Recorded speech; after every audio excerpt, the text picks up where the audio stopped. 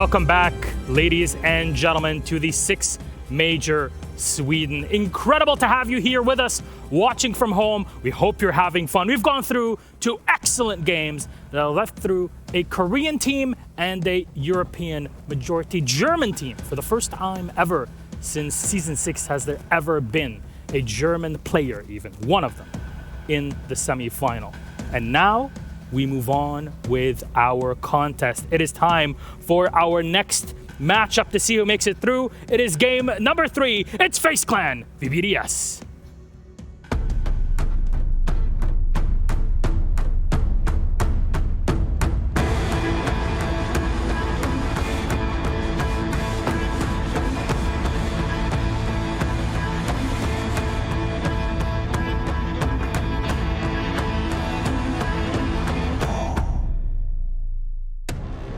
Our representatives from Latin America, they are the Copa Elite champions. It's FaZe Clan! Reigning from Latin America, they are the new contenders. They are one of the last hopes for Latin America to take home yet another major. But will they be able to take that throne against one of the most formidable forces inside of Europe? That is FaZe Clan, but their opponents on the other side.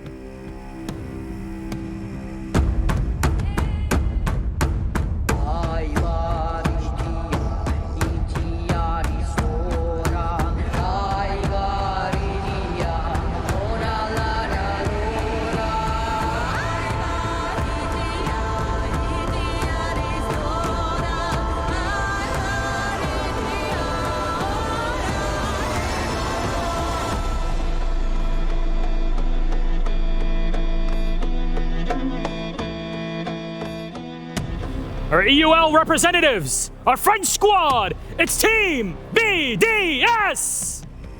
5 French players, 2 French support staff, and 1 Dutch analyst make our best EUL team, unbeaten in stage 3.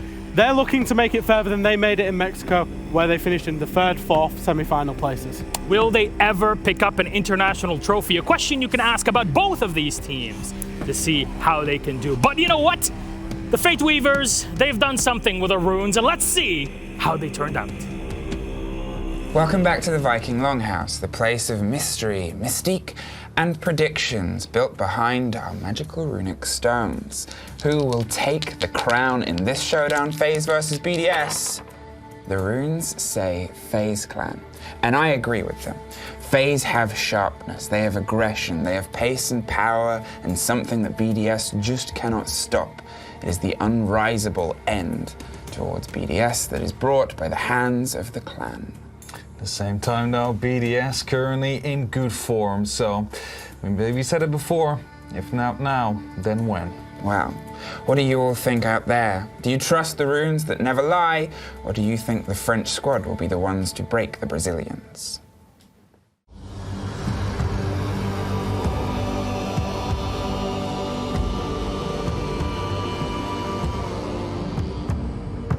If I have to say one thing to my rivals, it will be good luck and have fun, because we are coming for you.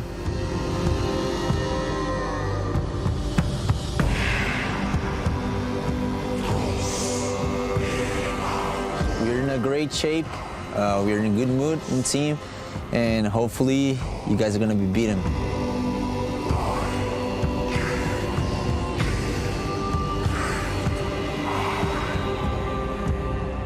I think our opponents should be afraid of our team play and our capability of fragging. We have insane fraggers, so better be ready.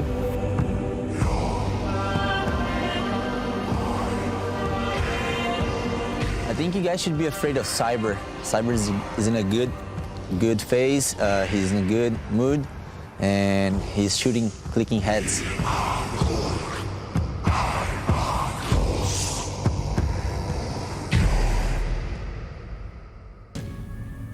Well then, my friends, let's see if the runes are right or not. What fate has been woven for these 2 squads? First up, let's talk about our rosters and what they have to offer. By the way, welcome back again. I'm Elish the Medic. With me are Jess and Fresh here on the analyst desk. Going to fill you in on BDS v FaZe. FaZe Clan. Let's talk about this squad. Our Copa Elite champions. They won it all in Brazil, but they're lacking that international trophy, Jess. Oh, they are looking hot to trot. Look at those player photos. I love it. I mean, they are honestly some of Matrix. the... Yeah, exactly right. And we saw this with a few different teams. You might be hot to trot outside the server, but you got to bring it inside the server as well. And they have 2 players right now who are the top-rated players throughout the entire groups here. 2 of them, not just 1, but 2. And they make up 4 of the top-rated players throughout the entirety of the group stage in Latin America. Only 1 other player even put it up to them, and that is an APAC North player by the name of Yas. So, both Cyber and Bullet on their roster are fearsome players. They are who you should look forward to, but where you should avert your eyes to very quickly now is that round evolution on the right-hand side of your screen. How many 7-0s in a row? They got 2. It's unprecedented territory that FaZe got to trot on, and as a result, they were able to walk away with the highest round differential in the entirety of groups, almost by double. Incredible stuff from FaZe, and it's why you and I have put them in our predictions. Yeah. They looked sensational, but Okay, I'm going to give a big caveat here. The relative strength of the teams they beat 7-0 was lower. They played against a team with a coach, and they played against a team that has not competed internationally pretty much ever. Okay. With players who have never competed internationally. So that's the big caveat. They've clearly got the quality, but they did lose to Rogue in the game that mattered against them. And their opponents, they've also never won an international trophy. Oddly enough, their EU league, we talk about them all the time. It's BDS, and what roster it is. They somehow perfected themselves. Of course, adding Bride 2.5 years ago, and here they are, fresh, still top of the chain. When you're in a team, you're looking for noticeable improvements. Now, BDS, they have so many tangible improvements that I can just reel off. They've added a coach, tangible improvement. They added Bride not so long ago. Tangible improvement in just not being the team that revolves around Shaiko anymore. They are a unit of 5 coherent players operating as a team, not individual players. It's not going to be one person that pops off. It's not going to be 2 people that pops off. It will be every single one of them. They've expanded their map pool. They play all 7 maps. The West map Villa, they went and played it in group stages, and they won it against NIP, no doubt. So you said they have weaknesses, they turn them into strengths. You've been rattling this off to me in my ears since day dot here with BDS, and I have nightmares about the fact that you are the biggest BDS shield, and now I've become an even bigger BDS shield just out of the fact that they have players that fill almost every single area of the stats. Shaiko, one of the highest entry players in the entirety of the group stages, and Bride, second, or rather was he tied with Element? He's the highest rated player that Here we BDS go. have. He's their support player. Okay. That is incredible for a support Wow. player. Remember when Bride was added to the team, we're like, this man is worth his weight in gold. And he has been the golden goose for the squad. But also, on the same, at least from my POV, looks like FaZe bringing in cameraman over the past few months, it has done what having a Lems on BDS has done to them. In my head, these 2 keep them both together, these coherent, united teams. And this big clash of like some of the most experienced IGLs, I guess, between the 2 regions going up against one another, that's what I'm really excited for. This is a grand final that's happening in the quarterfinals. Like, in a way, I was absolutely distraught that we pulled these 2 teams together, because I thought that these are the 2 teams that I want to see in the grand final together, because FaZe played so well out of group stages. BDS, we know just how strong they can be. And this should be, I mean, I wrote it in my notes, it's going to be an absolute banger. I mean, detailed as they always are. Oh, yeah, I love his notes. They go 4 dot points and then it's all done for the entirety of the day. So It's how called, it works. It's called the Pengu School of taking. I saw him notes. stealing Bikini's notes before, by the way. Snapped him going, oh, these notes look good. In fact, they're still here, so I might use some of them. Yeah. You know, You read them? it actually says, one of Bikini's notes here says, holy moly. That is, Do with that what you will. honestly, holy moly, indeed. What do you say? Holy Toledo. Holy Toledo. That is apparently a Texan thing. I don't know. Oh, is it? I don't know. I'm Australian. I sound like a North American, I'm not. But you know what?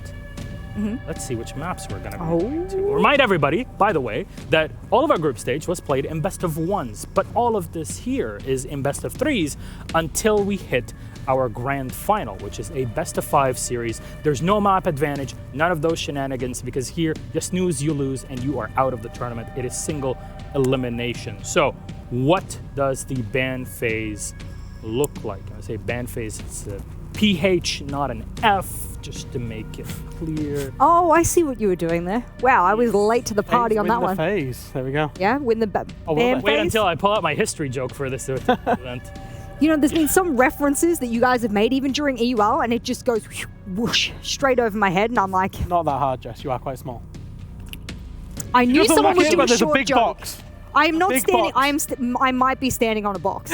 I might be. I'm never going to reveal it though. I actually already revealed it. Yeah. It's the same box from the group stages. So realistically, This box travels with Jess all over the world. it really does. In her backpack. Not sure if it's. It's like operators in the game where they pull out the reinforcements. Yeah. That's true. Where do they pull the Exactly. reinforcements from? There you go. Two We'll never know. reinforcements, a shield. Goyo's got 2 of them.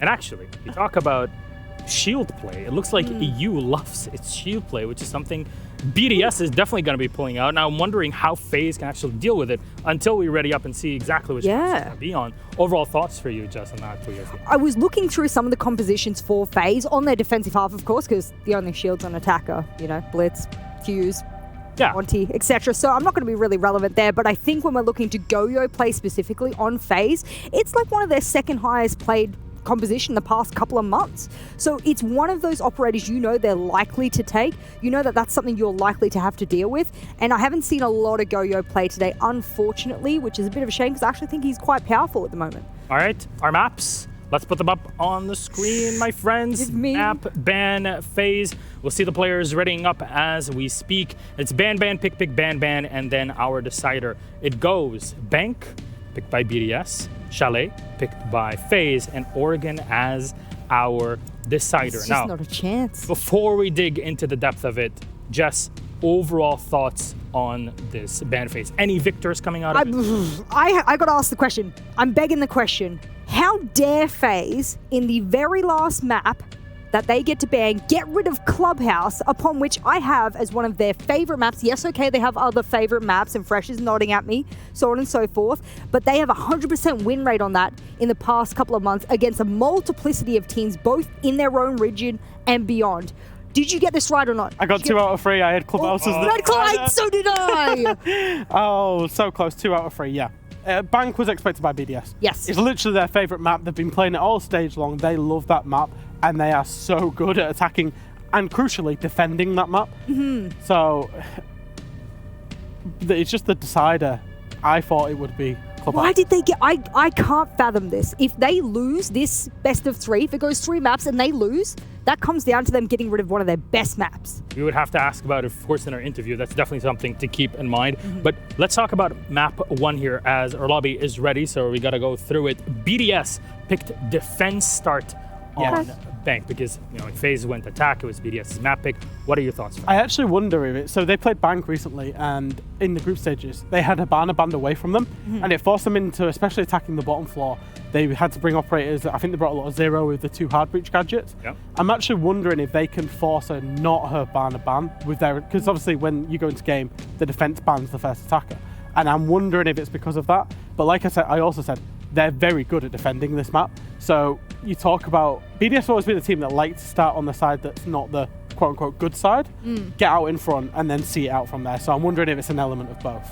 I beg to disagree just a little bit because we love to disagree in that way. I actually think that overall, considering through the group stages, Bank was played the most out of all of the maps. I can give you a bit of an indication that it is 60% attacking sided. So as a result, of course, they're going to start on attack on this map. So there you go. Understandable that FaZe would go for the pick back in the day. We're talking like 2017, early 2018. LATAM was one of the best on Bank. Only one NA team really played it. That was Flipside Tactics. You remember all the way back in the day. That's a This is how old it is. Oh my But God, you make me feel old. I feel it too. Jess, Fresh, thank you so very much for breaking things down here. It is game number 3 for us today. FaZe versus BDS. Let's kick it off. Let's see who makes it to the semis. And we got Bank up first. Enjoy. Whoa! I love it. I love that camera. I love this set. I'm having a great time. And you know why? Because this is the game on Milosh and Fresh's magical draw that everyone was like, oh, this is going to be a game. Yeah, this is definitely going to be a game. FaZe, of course, one of those tournament favorites. So is BDS. One of them will be eliminated after this best of 3. The question will be, which of the 2 will it be? Now, We've already seen one of the LATAM teams being eliminated by a European team. Let's see if that repeats itself. Ooh, it's spicy in here now, isn't spicy. it? Rogue, obviously, congratulations on making SI boys, but I know you're aiming for more. 39 to 61% on the predictions on Bank between FaZe and BDS. Here's a fun fact for you, a fun intensity of this game fact. BDS were the third best and highest scoring team coming out of groups. If they had not got to overtime versus Sonics, they would have been the top seed in their group based on the round difference versus NIP. They were so close. And that means that this game isn't just between a top seed and a second seed. Yep. It is between the top technically rated team coming out of groups and the third best rated team coming out of groups. It's why it feels a little bit like a final right now. It definitely does. And I mean, we've had those before. You know, the Empire versus BDS matchup we had during the Mexico Major felt a lot like a final as well. Looking at the bans, by the way, we already started off with a bit of a funky one. Zero being removed, also the Valkyrie now, so cameras on either side are going to be limited. Hibana, well, that is quite default on a map like Bank, due to the fact that the hatches are, of course, quite important. And the K to be removed by BDS as well, just to make sure that with whatever hard breach utility they have, those hatches will be opened up. And I believe as the North American casters call it, the can openers. They do? Yeah, we're going to get some of them to be shown for sure, because right now, you get 2 of them. And every single operator that gets them, the Hibana has been removed, and well, they just as well opened up a hatch, just a single one. So there you have it already, the buck on the side of Cyber. Now, I know you're thinking. What am I thinking? People at home, mainly. I know you already know this. People at home are thinking, how has Bank been? I can't be bothered to open up the Liquipedia or CGG because I'm so rooted to the screen right now. Well, luckily we can tell you. We can tell you how Bank has been in the groups throughout these 2 teams. We saw it twice from BDS, both times versus Invictus, and it was a 7-3 and a 7-1. Okay. It was pretty clean. And then we saw it once from FaZe, and it was their opener, and it was a 7-0 versus OXG. I'm going to put a little asterisk on both those sets of games. It was against teams playing with replacements. Yeah, that's true. With their coaches or managers due to one of their players, and in both cases actually, one of the star players missing out. So Hysterics and Foxay weren't able to attend due to differentiating reasons, of course. So I also put a bit of an asterisk next to their performance so far. Also, I think, if I'm not mistaken, the overall defensive win rate on this map during this major so far is 45%. I saw that statistic, might have to check up on it, but that's what I have in my head currently. And that is something to keep in mind as well. BDS starting out on it, if they manage to get 3 rounds here, that is considered good for the tournament being. All right, the approach is going to come here from FaZe Fan. And as we sort of cited and have said a lot about, the attacking has been hot between these 2 teams, but I'm ready to see both of them truly tested. Yeah. Because we've only really seen them sweat a little bit. And, you know, 1 game out of a group section between the pair. It's not like, as I said, we're seeing a crippled BDS come in. It was just the second-rated team, and NIP were above them. It happens. But in this game, across the statistics, we have the 2nd top-rated player, the 3rd top-rated player, the 4th top-rated player, and the best entry player split evenly between the 2 different teams. It's going to be a hell of a matchup, I'm sure of that. It all starts off with that top floor control here for FaZe. They're on that attack. They need to start it going. Well, get it going, rather. This cameraman is already inside on the 1st floor. We also see that the top of square is currently being held off by Bullet. Those hatches, well, will take a couple of seconds, but they will will be opened up soon. So no real need to worry about that. Some pre-fires coming through, but none of the BDS members currently on the roam. It is, however, Lems that is playing the close angle on the blue stairs. The opening there might actually cause him to, well, force him to fall back, but seems like he decides to stick on for now. Has 3 of those smoke canisters in pocket.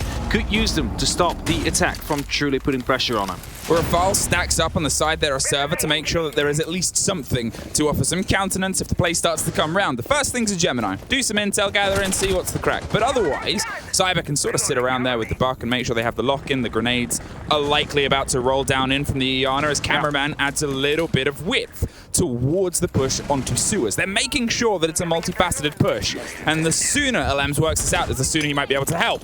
Oh no! 2 grenades either side. As I said, it dropped, and there goes Iana. Now Alems is entirely isolated. He might not know that somebody has dropped beneath him, but he knows the pressure's coming through. A really well-coordinated attack gets shut down. The first shotgun pops off, but the top of the stairs and the hatch is still open. One more. He's up to the top. He's looking for a second, and the smokes are keeping him going. He is wasting so much time, and he finds one more. Can he make it 3? He does! Alems is the king of blue, and nobody can conquer him until he leaves his safe hold, but still, that work was exceptional. Astro, he's found his way into the site, but gets locked out before he can do any real damage, and Souls is now the only remaining player. Goes for the spray, and a bit of a flash against the mirror window that's looking towards the default plant, or the smoke even, to obscure some of the site. He's going to see if he can bait some utility.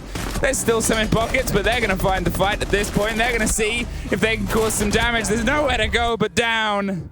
And Alems / BDS take the first round. Alems with a very strong start there for sure. And we have seen so many successful attacks on that basement, actually.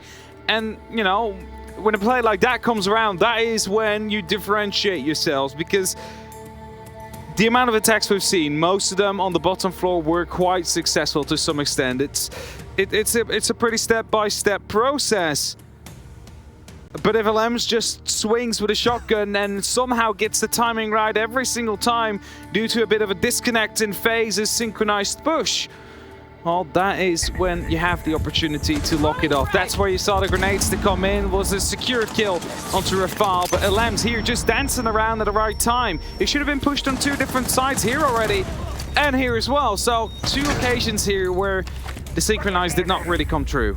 I mean, everything was playing to his favor. Don't get me wrong, sometimes everything looks down upon you and you have the perfect timing, but still, what FaZe did there was technically nothing really wrong. They did the perfect take against Rafal, and they had the split cover coming from sewer. They widened themselves. They had multiple angles, and then, as we saw a little bit later, Astro, in the same time, had gone around to Garage. Yeah. Actually found an entrance, or whether he came down from green. It was either way. We didn't quite get the look there, but still, it's width. Then they had multiple pushes on a staircase where there really is no way out. And Alems found a way out. As soon as he did get out, though, he was picked up. So I mean, had to stay inside that. I think when you've got a triple kill, it's just the Viking power running through. Yeah, you continue charging. No stopping in that case. No stopping. Do or die. FaZe now round behind. I mean, it's not the end of the world. It's only round 1 in the best of 3, so there's still plenty of time for them to make up for that mistake that they've sadly suffered. If you're looking at the lineups now, you see the Amaru currently in the hands of Souls.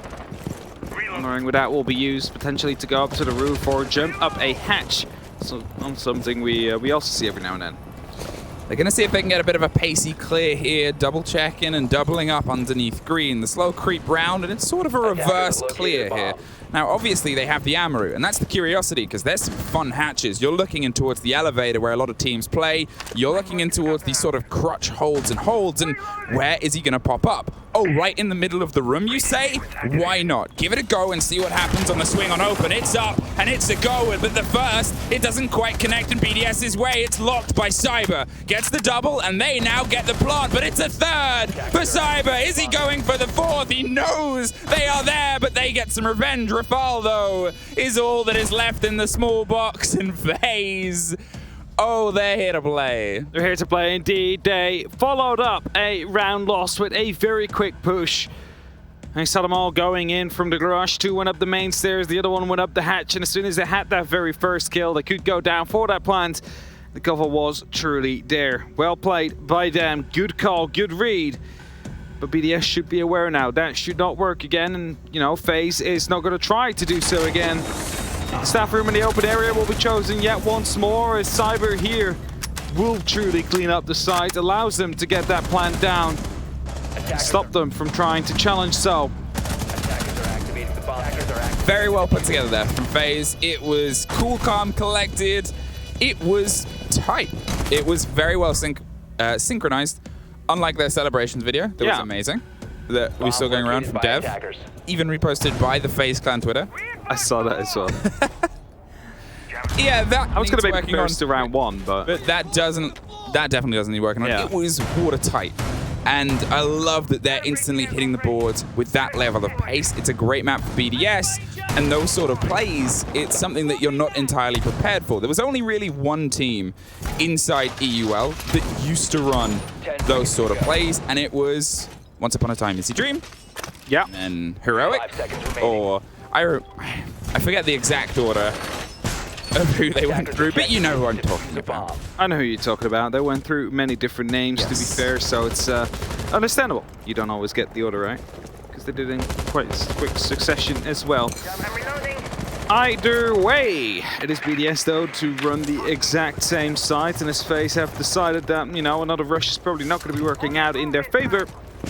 They are taking it slow again. To go for the default takes. You need to take care of that top floor first. It's going to be a bunch of BDS players stuck up there, though. Shaiko and Janitor and Renshiro on the long desk. Surely, as soon as Astro starts opening up on those windows, that pressure will be coming back at them. Samuels are being used, however, just to try and get some eyes on Janitor. That's it. Great drone work and placement here as they finally do find it, but Rafal knows the pressure may be coming. They have some support and they're making sure that there's just a bit of an extension, but Cyber is on a bit of a slow crawl here underneath, making sure he goes undetected and most importantly not shot. He's able to find his way towards the big double door, which will start to potentially lead into a bit of pressure, but has instead decided to opt away.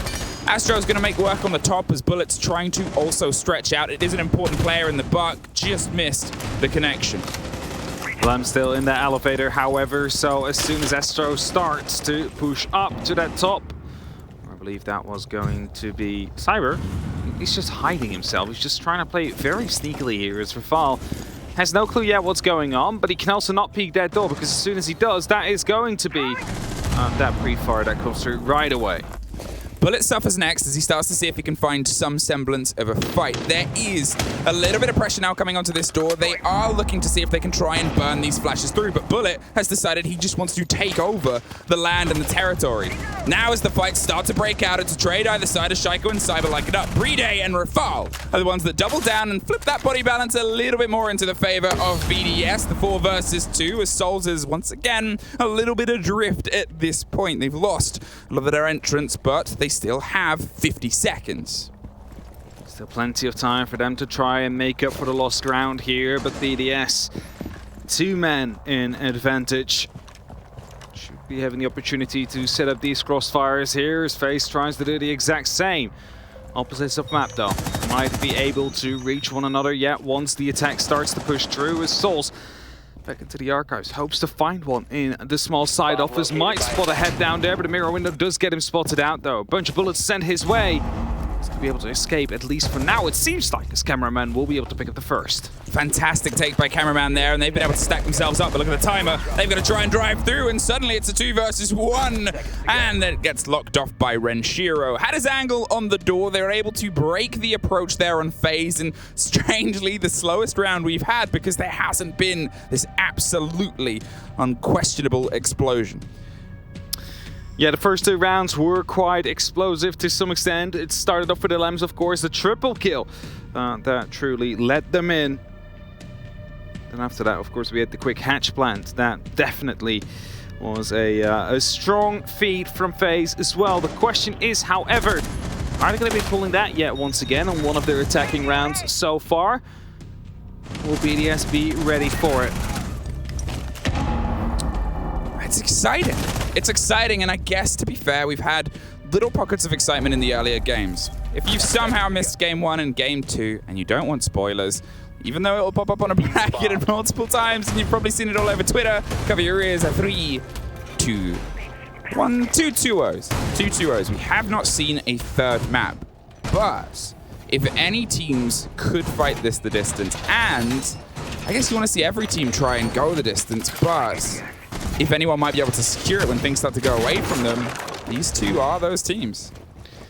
Definitely so. A lot of experience on it as well on their sides. Now, BDS, we've said it many, many times before, they are a team without a title, without a international title, and that is, of course, the goal for them to achieve. If you want to go for the European League finals, well, they also lost those due to the incredible toe shots we saw from Virtue, that was, on Theme Park.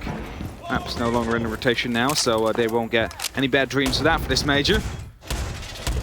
Now trying to win their first map on their home ground, on Bank.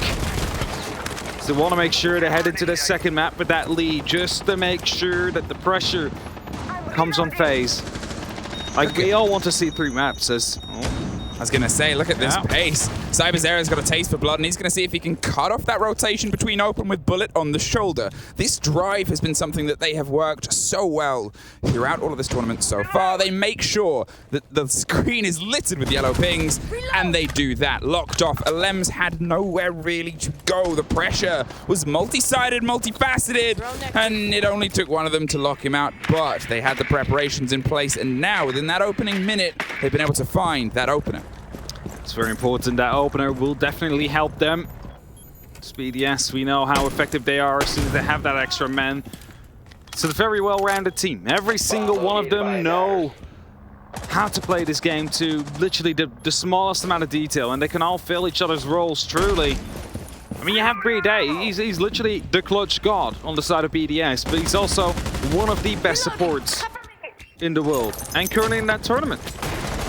And let's see if he's going to be able to pull out yet another great play here. They will need it, considering they're a man down. They want to make sure they at least get that 3rd round onto their defense. I mean, it is still only halfway through, but FaZe is really putting up the pressure now by opening up the castle barricades. That's it. The castles give you a little bit of a locked-off access, but it turns it into a bit of a shooting gallery, and the range becomes the pressure you can put onto Banana. Here, with that open, they can't quite get the intense lock-off that they otherwise want.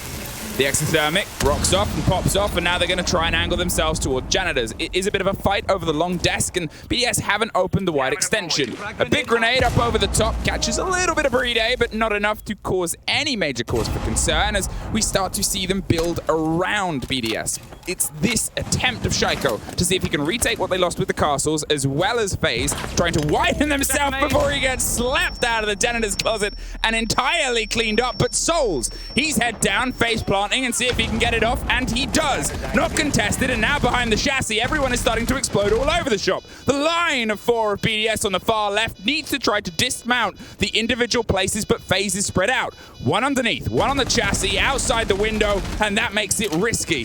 1 down, 2 down, 3 down, all across the board, and locked off as they find another one. It is scrappy, but 20 seconds is all that takes, and a fantastic take across the top.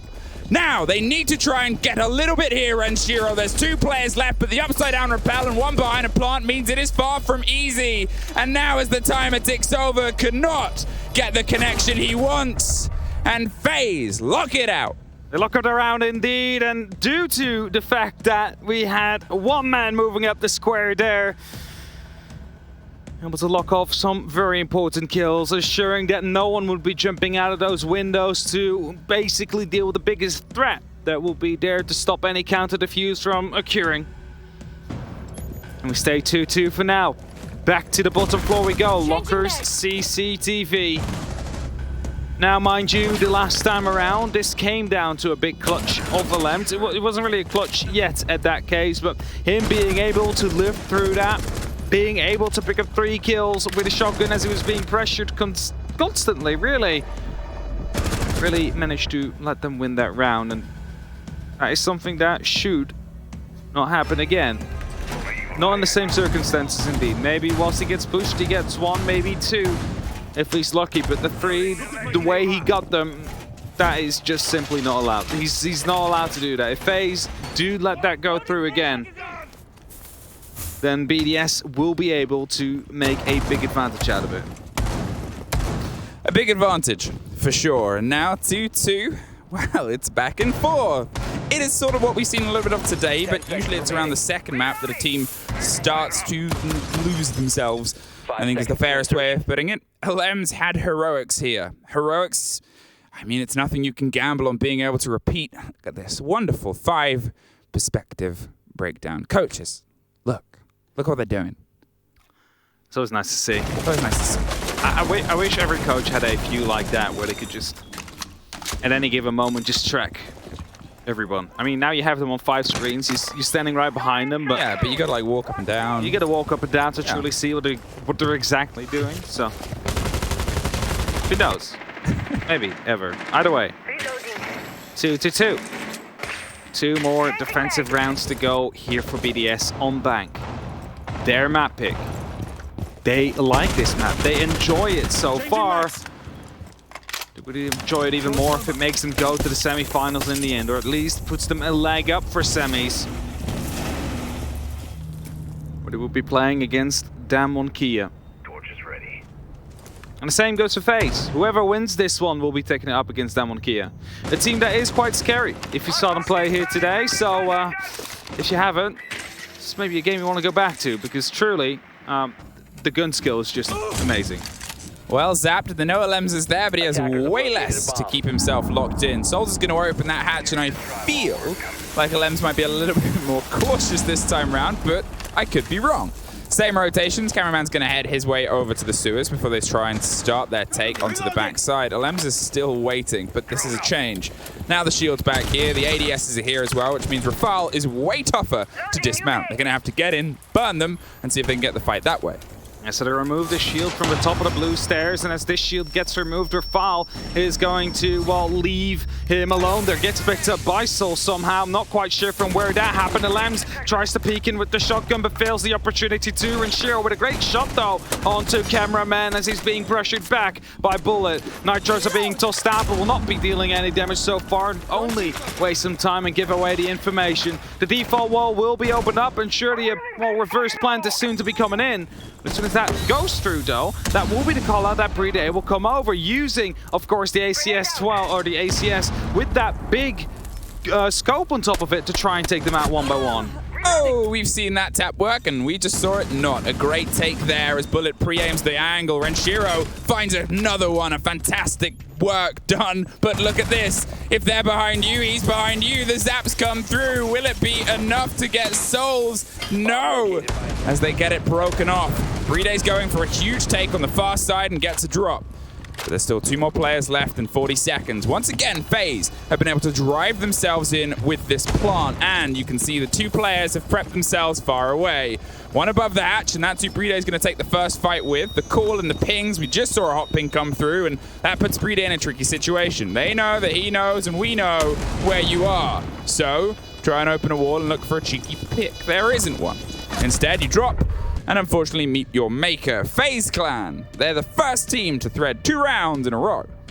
With that, they do take that lead now at 3-2 and a single round to go here for BDS onto their defensive half. They want to have a good shot here in a second. They will need to do everything they can to pick this one up. And the big difference here is if Lems, if Rafal are not able to have the impact that they had during round 1, suddenly the side becomes very open here for FaZe. And suddenly they have that opportunity to just go for that plant. In a 3v1 situation, BDS still being in the garage at that point, expected a late push to come through, but never came. And all they had to do after that is just set themselves up, watch that post plant, watch those angles, and be ready to strike. Now, last offensive round is underway. We are in the staff room in the open area. And how's BDS going to play him? Now they can play from the top floor, yeah, once again. I mean, we've seen that one before. That was also due to, with the Amaru, that just repelled up the hatch and managed to deal quite a bit of damage and get that diffuser down in the first minute of that round. So BDS surely will be playing an extra person on the side ever since. Well, that's the split we saw. Open is the only one they doubled down. Regardless of how the losses have gone, they expected FaZe not to try a second rush. And they would have been prepared for it. It's the conversation that even if you change none of your setup, the comms on the first rush are rugged because it's a bit of a surprise take. That is the purpose. The second rush, even if it's done as cleanly, the defenders have been awoken to it. They'll have a little bit more clarity. They'll be a little bit more used to speaking at the pace that they expect to meet the FaZe's pace.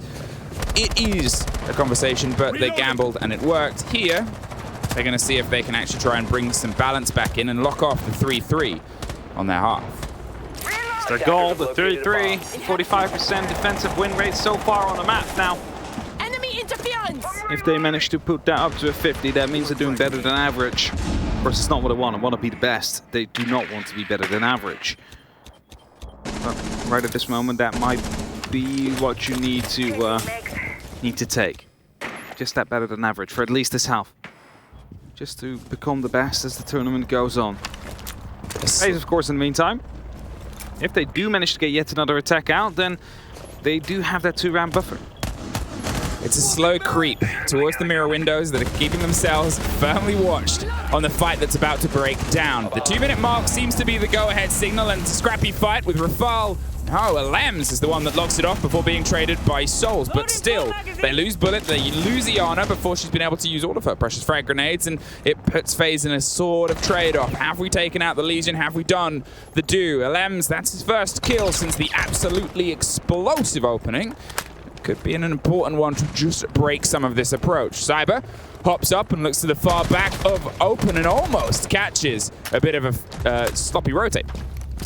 Cameraman able to pick up Rafal as we continue to go on. In the meantime as well, the mirror window in the dining and kitchen area have been taken care of, so the rest of the BDS members are forced to fall back towards the open area, leave a little bit more ground here for FaZe to work with, and all that is actually quite vulnerable to top-down play. CyberZero might be the one that tries and go for it. There's a lot of damage is being done yet once again, but the entry seems to be there with Cameraman going down, but BDS is striking back. It's going to be the second kill potentially to come in as Cyber is stuck inside with the goo mine in his leg. He needs to pull that out, and Richiro swings in with that pistol. No, he goes slowly and might get full flashed as a result. Yes, he does, but BDS tries to go for the cover as it gets taken out.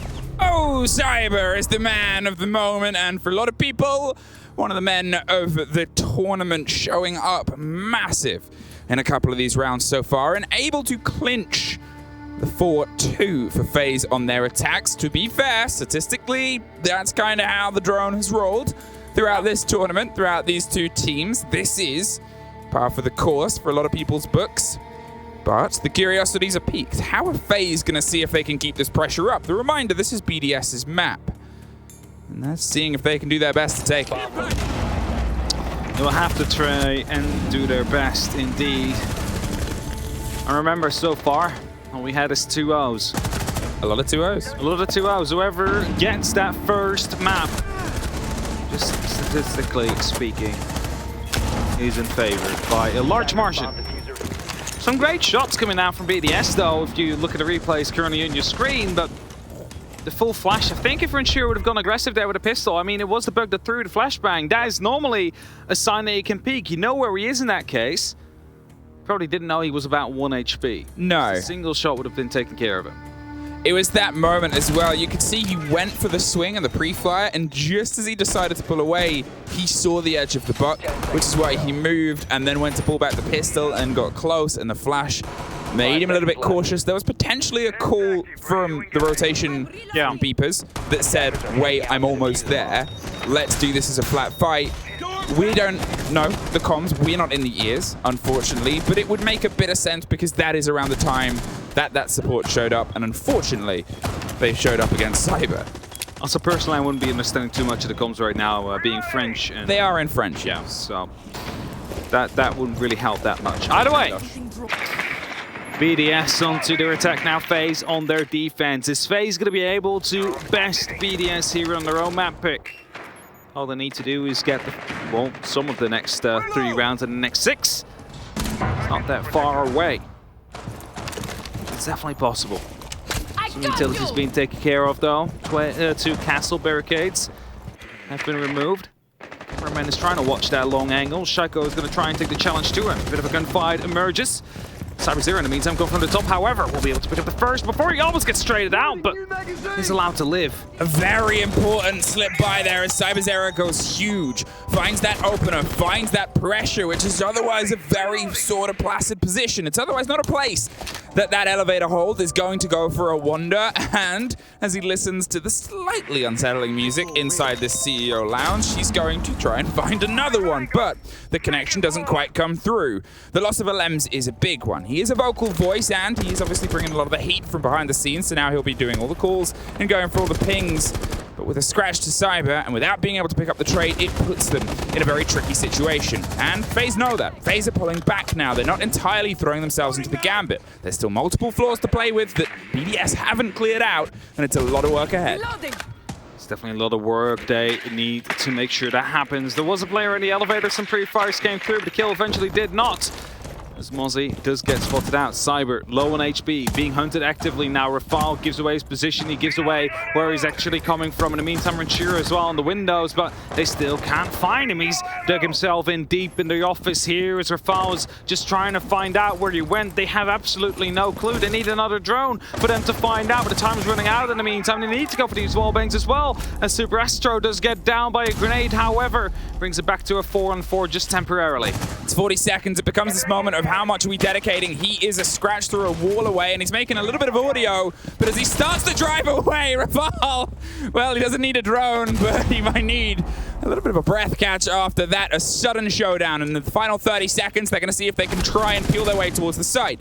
A 4 versus 4. 2 players aren't in the best of health, and now it's a slight bit worse as they angle themselves towards the site itself. Bullet opens it up, though. 10 seconds. Rafal with the fight around the bottom of green. It's a wide swing that goes cameraman's way, and with them finally opening up the door, they do not have really enough time to get this down and secured. BDS going to try and hold F, but the connection and the cover is there from FaZe. They take their first defense. And with that, they increase just the amount of blood actually that came out of Brede there. You didn't see it, but we saw it on the replays here on the screen. Just, well, it's fired at by so many bullets. Either way, with that, they extend their buffer. Now 3 rounds is what separates them between BDS. It's one of those tournament favorites that did go 14-0 on the first day of groups.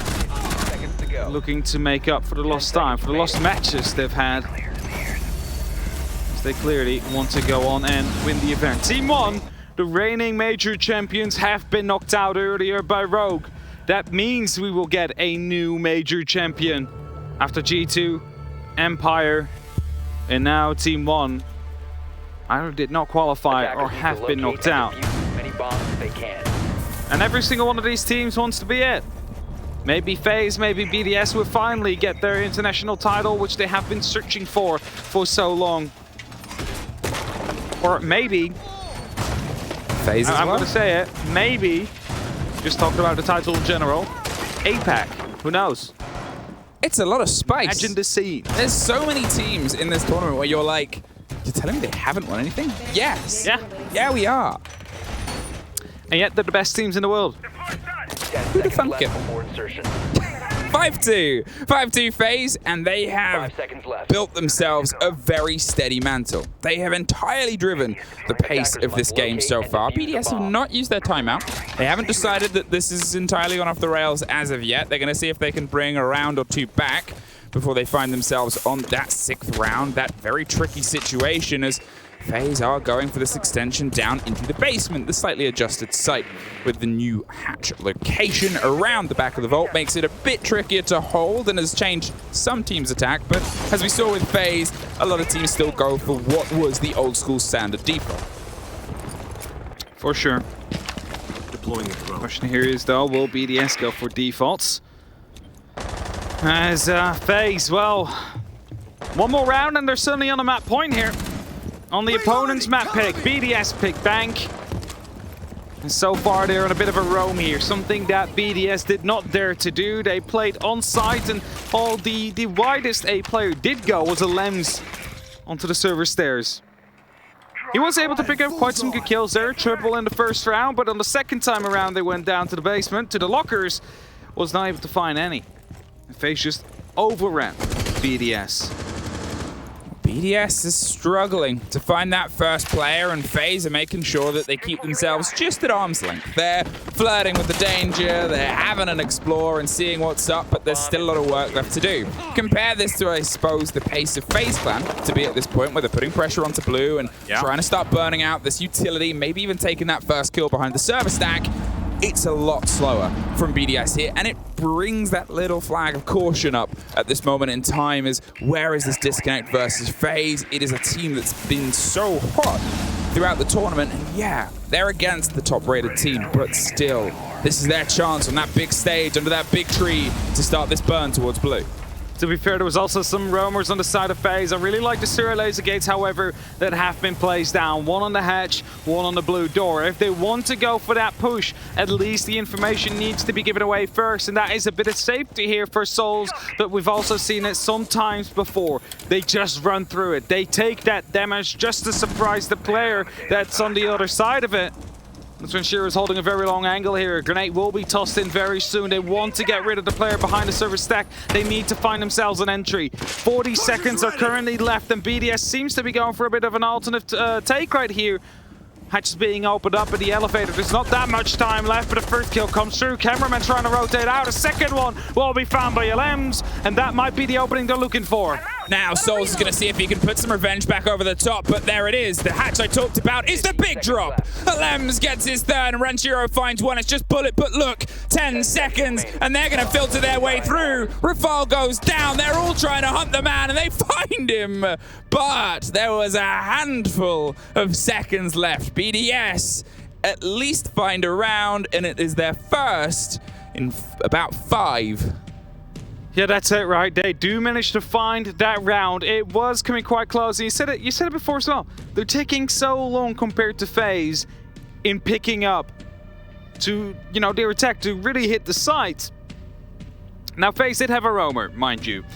He was quite active as well, able to, well, especially in the first minute and a half, sow some chaos, but he quickly fell back towards the site. Seems like drones weren't truly aware. I mean, they've had some struggles with it before in this matchup so far. But it lands from that hatch, picking up that triple kill. It's cautious. Yeah. It's cautious from BDS. It's a bit of concern. You can see it on their faces. You can see it how they're playing compared to the energy that we saw in the group stages, compared to how we see them on cams during EUL. It's a little bit of concern. I think they know that this is a game that could have very easily been a final. They know that they're up against a favorite. They definitely know. Fresh said it before, back in the green room. He reckons that whoever wins this game wins the whole tournament. I don't want to go that far yet, but that does say how much he weighs this game. And it does, see. I mean, it shows as well if you look at how big these teams were, especially, pre-tournament talk, during the tournament talk. These are 2 out of the 3 favorites. Of course, SSG being the 3rd, who's on the other side of the bracket. So, FaZe Clan, you've lost a defense and an echo drone as that gets taken out, exploring over open. Lems has a bit of a drone. They're going for this pre-stretch, the placements as they try and clear their way towards the top. The hold in the site that fell a bit out of favor when it came back in. It used to be a lot of teams secondary, with the basement being the lock-in, but open has become a really good stretch in this long stretched meta of very wide holds, exploration defenses. A bit of a spray and a bit of a missed hammer swing as he gets in the upside down rappel and starts opening up all the angles that he wants, although maybe that was intentional to clear the one that he wanted. He gets close, but Janitors is where they're aiming for. And it's the player they want to get rid of first, because as soon as you get rid of Astro and then maybe CyberZero, who's walking around close towards the stock area, you're going to be able to go in quite free for an actual plant. Bride could just either repel in or open up the wall. And that's what they're currently looking at. They need to find a way to get Astro out of that current position. I'm not sure where the ADSs have been placed. Can't quite see at this very moment. Bride, in the meantime, though, will be opening up on the other side of it. Is Astro just holding onto it for now? Pings and the ideas are coming together as Bride gets the wall open. They're going to see if they can bait a little bit, but as the Echo drone moves into place and puts off a ping, it's a dangerous use of what can be a round-winning utility, but at the same time, it's FaZe Clan. They're playing their game at their pace. Lems is going for the stretch underneath Janitors. Going to see if they can put some pressure there and maybe force them into a more uncomfortable situation to alleviate potentially a swing from stock, potentially a swing from the windows itself. But Astro, he has no reason to move. In fact, Lems was trying to bait a rotation down the white stairs to see if he could pull a FaZe player to him. They're not moving. Not moving indeed, and yet, and Psycho gets that very first, takes a small bit of damage, but it's Bullet at least taking care of it. In the meantime, Astro taking a lot of pressure from below as well. A little bit of damage, however, as he does receive more now. The bullets are starting to fly in, but this is going to start to open up potential here for BDS. If they do manage to keep him occupied, if they do manage to keep him out of contention here, they could go in for a potential plant and put the timer in their favor. Make sure it counts down their way, as Cyber is going to be able to try and rotate out. Now that's one of the bodies inside Janitor's gone, but they have the pressure from long desk and they're going to start long arming those smoke canisters towards the default plant spot. We just heard a Capital bolt pop off and Cyber pops off too as Alems creeps up the stairs but gets dropped by Cyber. Cameraman's going wide, he misses the ping and the shots don't connect, but they do for him. And now over the top the diffuser goes cold. Renshiro is only able to watch as Cyber tears through BDS and puts FaZe on map point. BDS looks so good during that round. 2-man advantage. They started going in with the plant, but a bit of an oversight there as a player managed to sneak back into the janitor area. The cover not on point, and Bride unfortunately ripped apart as a result, not being able to get the box on the ground. Well, it got on the ground afterwards, just not activated. And that leaves us in that match point situation now, where FaZe have the opportunity to lock off their first map. And with that first map, it's also BDS's map. It's just, first of all, that shot is nasty.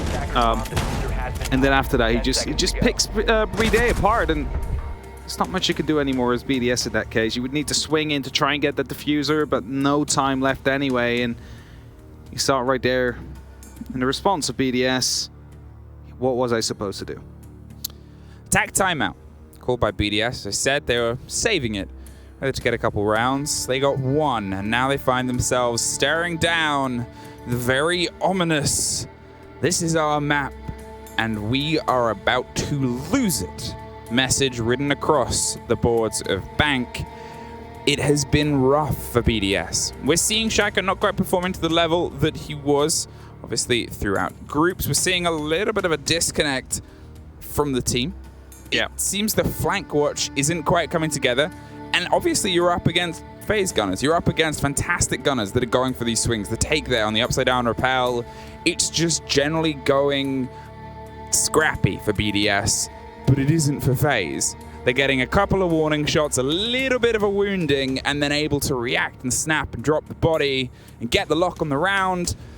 And it's rough because those moments, that conversation, it's not really a tactical thing you can break down. It's a mindset thing. It's how do we get ourselves back level?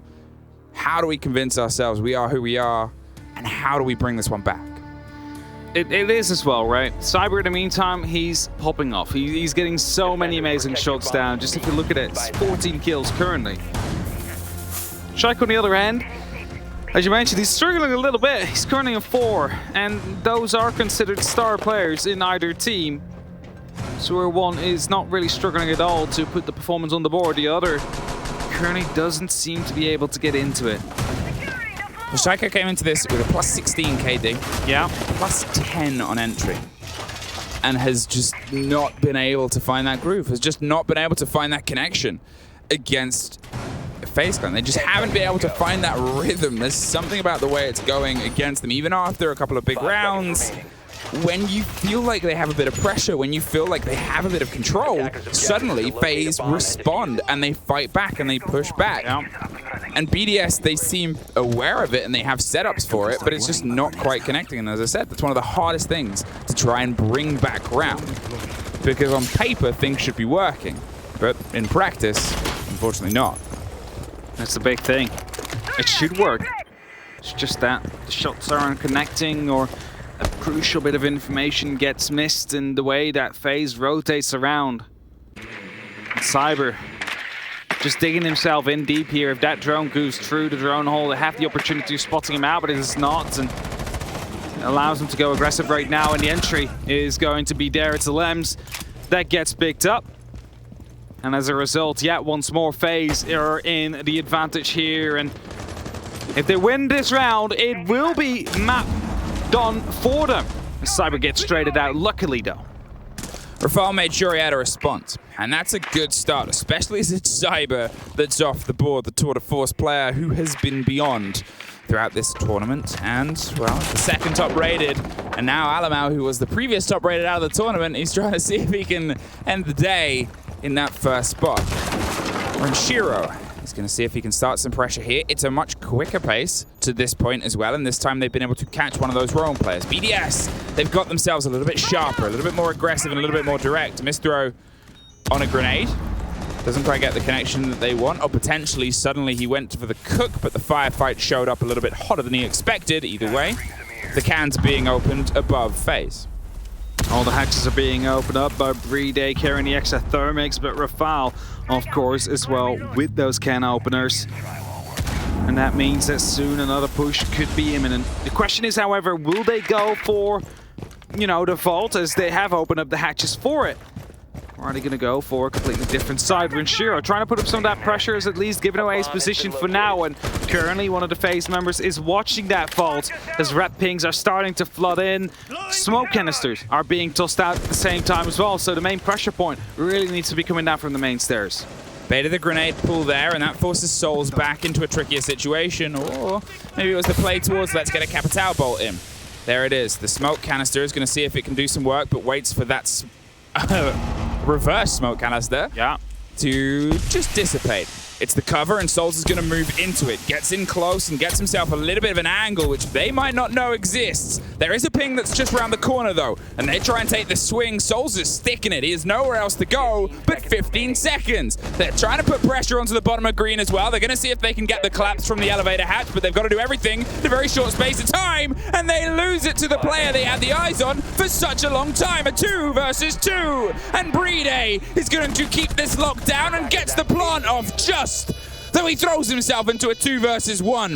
Now, as he's got a body coming from either side, FaZe have so much time to make sure that this is to a T, but it does not have to be. And BDS lose bank, and FaZe are 1 map away from fighting DK in the semi-finals. And it's a very, very convincing half as well. The first map goes their way. BDS not truly able to set up a response. They tried their best, but FaZe just managed to slip past time and time again, and as a result right now the pressure is on BDS. They could find themselves eliminated from the quarterfinals a step earlier than what happened during the Mexico Major when Empire was the team that knocked them out in the semis. And there's definitely a lot of work to do. They need to quickly reset themselves before they head into map number 2. Because FaZe, well, they're out for blood. It is, unfortunately for BDS, one of the worst performances in this tournament so far. They were cautious, they were concerned, and sure, under the big tree, on the big stage, things can feel a little heavier. It's a team talk time. It's time for them to work it out and time to see what they can do to break FaZe's metal, which has been pretty much unbreakable. We're going to throw to a quick FaZe video, and we'll be back with the desk after this.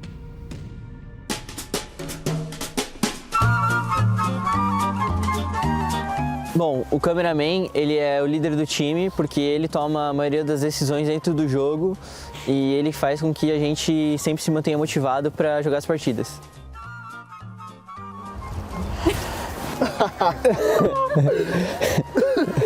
O Cyber é o mais preguiçoso, porque ele sempre acorda bem na hora do treino, então ele sempre dorme mais que todo mundo, então o cara é mais preguiçoso mesmo e isso. Vixe, é todo mundo, é difícil apontar um. Acho. Bom, acho que o Astro gosta de vencer porque ele sempre está querendo focar nos mínimos detalhes, que às vezes não precisa. Eu acho que isso é o que faz o diferencial dele, de querer sempre estar ganhando e sempre estar querendo evoluindo e tal. Eu acho que esse é o diferencial dele. Eu ia falar Ramalho, eu acho. Eu acho que pelo fato do cameraman ser o líder do time, ele tem essa preocupação a mais em manter todo mundo tranquilo e ele se cobra bastante por causa disso, então o primeiro a ficar nervoso eu acho que é ele. Eu escolheria o Cyber porque ele é um cara que é muito prendado, ele sabe fazer de tudo, ele é um cara que cozinha muito bem, então com certeza eu escolheria o Cyber para ser minha companhia e meu duo numa ilha deserta. Não passa.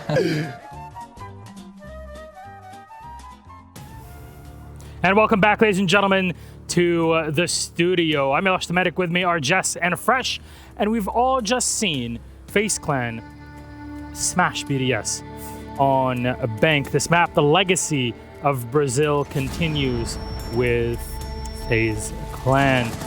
Jess, how does this victory come about after all of our talk and brash about BDS? You know, I was sitting in the back room with Fresh watching it, and I turned to him in the first half, especially when BDS started on defense, and I know it's an attacking sided map, so there's a little asterisk there, but I said, they're throwing C4s out at the 1 minute mark. They're panicking. They're making panic utility usage. I was unhappy about their usage of it because I knew full well in the latter parts of the round they'd have nothing left to play with. And you were saying in the pre-show about how I've said BDS have no weaknesses. I found one. Oh, pressure. Okay. Oh. We expect BDS to have a good day every single time we see them. When they get to the quarterfinal or semi-final of a major tournament, clearly that pressure forces them into a bad day. Honestly, it was shaky. It makes a lot of sense. Look at them at Invitational, because I'm in Mexico. Yep. You got to see them in Mexico in person. I got to see them in person in Invitational. And whenever you're thinking, oh, they're gonna have an advantage, yeah, they just fall. And it's things you don't expect. Like Jess said, the C4 throw is like, we were throwing C4s from the mirror window before the Fairmates even opened the wall and gone for the plant. It's stuff that you just don't expect to see. Yeah. Unbelievable. They did try and counter that though, because FaZe was using the smokes. Probably the most effective part of FaZe's attacks was their smoke usage against the mirrors, etc. They don't need to ban the mirror if they know how to deal with her using utility. And so BDS is panicking. They're even picking Warden as a bit of a counter pick. Overall, I even saw, and I love Rafael Dilly, so I don't want you to take this the wrong way, buddy. There was a round, you were Maverick, you were running through, and he starts to shake, and his cursor is shaking, he's shaking left, right, and I'm going, they're panicking. This team is panicking very badly now, especially in that second half. What do you think about that zero ban? 10 seconds to go. It's a difficult one. It's Intel and the 2 hard breach gadgets. Because the Cade ban was going to be in play, the FaZe were going to default always to the 2 hard breach gadget on can the opener or the capital. The can opener is hap dubbed it. It is weird, but it was good because it's Intel plus breaching, right? It's not just breaching. All right, you know what? Let's pull up our map summary and see exactly how it all broke down. Oh, I think it's very clear. Cyber is definitely up there. 15-7, Jess. And I mean, on the opposite end of the same team, it's. I mean, this is honestly worse than all I over the expected place, it to be. I mean, worse for BDS, because if you're a BDS fan out there and you're looking at this and you're looking at the cost of multiple of the FaZe players just banging up the 100% as they please, that's a horrific statistic to have to go up against, especially when Cyber is getting multi-kills almost every single round. This man does not stop, and I think it's because they're not holding those angles appropriately in counter to those aggressive plays. And one thing I do want to say, and it's a shout out to the FaZe coaching and support staff, which is Romalo and Dark. Particularly when I looked at BDS on bank, there were certain things that I identified that I thought Shaiko and Alems, they always enter lobby every time when they attack. Yes. When they attack basement, it's always one pushing late into the car garage, it's always one pushing late down the lobby hatch. Notice in that last round the position of Souls. Normally your smoke is going for the default plant. Souls wasn't. He was trying to deal with that one guy who drops late because that is critical to how BDS play. So whilst it wasn't a full counter analysis, there was no strats change, the small positioning of where they were playing the players had a big impact on the rounds. Is that more of counterplay, like in terms of preparation beforehand, or is it more game sense in the moment? I see how to deal with this. I think it's a little bit of both, but I absolutely have to give a nod to the fact that clearly FaZe has done their homework, and I like that it didn't change their identity. I think that was a really key part. In the round, You're absolutely right, and I think that's a really important part of FaZe going, well, this is what we want to achieve, but this is how we're going to do it, just to change the minutiae of a round. Well, that was map 1 that went to FaZe. And that was BDS's pick, of course. They started on the defensive side. Now we go to Chalet. It was FaZe's pick. And I see the way you're looking right now, Jess. I love my EU boys. Unfortunately, I think going to Chalet now that they've lost their map pick, I think we've predicted right. I think you and I will be right in the predictions in that FaZe will walk away the winner. Not happy about that. And we're not happy, of course not. All right, well, why is that the case, Fresh? It's Chalet traditionally a BDS disliked map. Although I will say they do something quote-unquote funky. Inside of EUL, they have banned out Jaeger a lot, which enables them to attack it very effectively. Specifically on the master bedroom side, they do a lot of Solarium takes. They deal with the Solarium stairs very well because they usually take away the Jaeger. Well, I'm gonna have to put the bad news on the board since no one else has decided to do it. When BDS last played Chalet finals, French finals, on a LAN. Oh no. What happened? What was the score? What was the score? Oh no. What was the They won score? inside of EUL, Somebody tell me the that's all score. that counts. 7-0. They got 7-0'd on LAN. Where did the they very start? last time they played Vitality I was trying on to this avoid map. that conversation. French League finals. Do we have starting side? They started on the defense, lost 5 in a row, got onto their attack, and absolutely bottomed that, and got wiped across the floor. Oh, no. Wait. You know where they're starting here? On defense again. And I've got an interesting fact about that as well. So they don't play the basement bomb site. Okay. And they have a 0% win rate on the master bedroom bomb site. Oh. So they have 2 bomb sites on the defense of Chalet. So the statistics and the history do not look good for BDS on this. Can we stop? Can we stop? I've just kicked them while they're down. I was going to say, they're down. They're obviously reeling from that last map. And then we've come in as the beautiful EUL desk and gone, kick them while they're down. But I would like to add another meme to that. I want to do the poke stick one. Like, do something. That's what I'm doing with me. Do something. Yeah, fair. I'm just going to counter this back out and say that BDS are a good team. They can If you come have back to from say this. it, it's probably they not have true. the mental resilience and fortitude to come back from this, but things are not looking good history and statistically. It is an odd thing to say, but BDS are not feeling good right now. And we're going to have to see if they can pull it back against FaZe. That'll have to be on map 2, Chalet, where FaZe start off on the attack.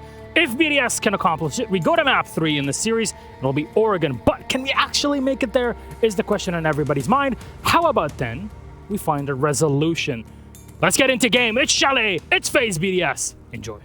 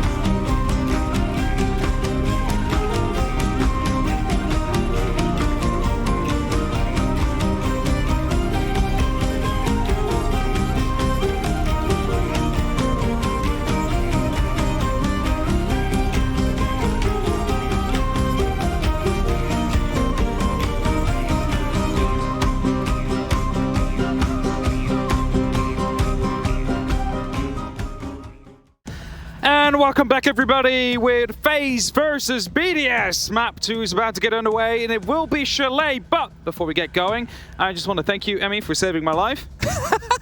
Giant wasp was landed on my pants. It's huge. It was the size of a car. And when production decided to step on it accidentally, it cracked very loudly. It crunched. It crunched through my headset. Yeah, so you may have noticed at the end of the last, just as we threw it. You might have seen it. To the very cool videos. Yeah. That were made. That a giant wasp landed on Hap's fancy pants. The pants were so fancy, it drew them in. It's gonna have to change them out then for the rest of the event. Either way, we are about to start. Of course, first the operator bands. If you are just tuning in, first of all, welcome. Hello. I hope you have been enjoying the major so far, and if this is the first match you're going into, let us paint a picture. FaZe Clan is taken up against BDS, and both of these are considered favorites. However, BDS was just beaten on their own map with 7-3. It's not really going well for them so far, and they need to turn it around here on Chalet. If they fail to do so, they will be eliminated yet once again. And we said it before, if not now, then when? Well, definitely not now, if they would be taken out. They are one of two hopes, obviously, for EU, with Rogue having a bit of success against their Latin American counterparts in their showdown. So maybe this is a bit of FaZe Clan getting a little bit of revenge for LATAM here, as they've been able to drive themselves so well, obviously built behind Cyber, who is still having such a phenomenal tournament. He definitely is, and that is one of those main difference points you have to point out. Cyber is one of the star players of FaZe. They said it themselves as well in their intro video when we just got going. Shaiko is considered to be one of those counterparts, the man who manages to get tons of frags and opens up the site and single-handedly runs it out. Basically like Rin and Yas, if you want to make the comparison towards DK. If you want to look at it like that, they open up sites, they create opportunities for their teams. Shaiko, however, was at least struggling to really do his job, or what he's good at, so to say. And that does create quite a bit of a gap. It was a tricky opener map. It was a tricky time to sort of get in. Don't get me wrong, he hasn't come into this as the de facto body. He is the best entry in the whole tournament, or was at the start of the day. He was joint KD with Brede, who is their top-rated player, because Brede also plants. His consistency there is such a big drive. What we saw BDS not quite able to lock down was the objective pushes on their attacks. For a team that is often so good and so consistent with making sure they are where they got to be when they got to be there, it was cautious was the main word that I threw around a couple times, and it felt it. And you really hope, if you're a BDS fan or not a FaZe Clan fan, if for some reason, you would have them have a team talk and have them try and rebuild that, and as I said, remind themselves how good they can be, because they got to be better than that right now. They have to be better indeed. They need to make sure they push this to a third map, because the pressure is upon them. Only 7 rounds currently differentiate themselves between potentially going through or being eliminated from the tournament. 7 rounds they can lose right now. Anything more than that, or that, so to say, they're done for. 6 is the max in that case. Now, FaZe starting off on the attack on a map that, which is heard by our analysts, seems to be quite hard for BDS in their defense, as they have a 0% win rate on the bedrooms and they just do not go bottom floor. Ranchiro is in a bit of a power position here over the top, but they also have the extension on the top of the stairs. It is 2 places that need each other to survive. The extension here is also Shaiko, though, who's found his way just around Piano and on that hop-in window, but you can see that the FaZe Clan players have actually gone for a bit of a flat take here. They've set themselves and their sights towards the top of Solarium, but this quick movement from Astro and Bullet is that drive towards the site itself via dining, via that lock-in. FaZe are still playing their game, which is so quick on these approaches. It is quite quick, and that is also one of the things we have seen during the attacks that FaZe brought. The second round that was on bank with the Amaru truly working out, or miraculous, you could say. Bit of damage being done towards cameraman. That is due to the smoke canister being deployed, but they are not quitting on hitting the site as of yet. Grenades are being tossed in to return a favor towards BDS. And as it's only Lems currently in the bar and a man inside the pantry, the verticality is going to be key here. The question is, will BDS have the opportunity to use it, or will they be just shut out plainly? FaZe has been able to get themselves into a lot of tricky situations here, and now as they start to prep open the take above, you're still looking at a lot of damage that's been done to BDS. Bride is the one that's taking most of the health, but the structure is starting to be broken away. The hold on pillar opens up, which allows Souls to scream his way to Fireplace. A trade happens towards the top there, and it's Renshiro with a very important double kill to just keep some of that momentum. Souls has actually had to pull a bit further back. Don't have the clarity and the confidence they thought they did, and there is one more. Renshiro on the top floor shows up huge, a spray over the top, gets that final FaZe player backed off and pushed towards Dining, where they made their quick approach. Suddenly, they've been quickly rebuffed, and sure, two BDS players are blinking and pretty injured, but with 20 seconds, all they got to do is lock it down, keep an eye on that diffuser, and Bullet likely won't be able to take this round. FaZe got quite close up to the actual site this round, but weren't able to win those final gunfights. Just a couple of them, which they could have locked out, would have been resulting in them being there with the diffuser now. Lems gets that very final kill. BDS, they started map number 2, very strong. A first round on the board for them. 4 members still left standing. It's basically the next best thing you can do after a flawless round.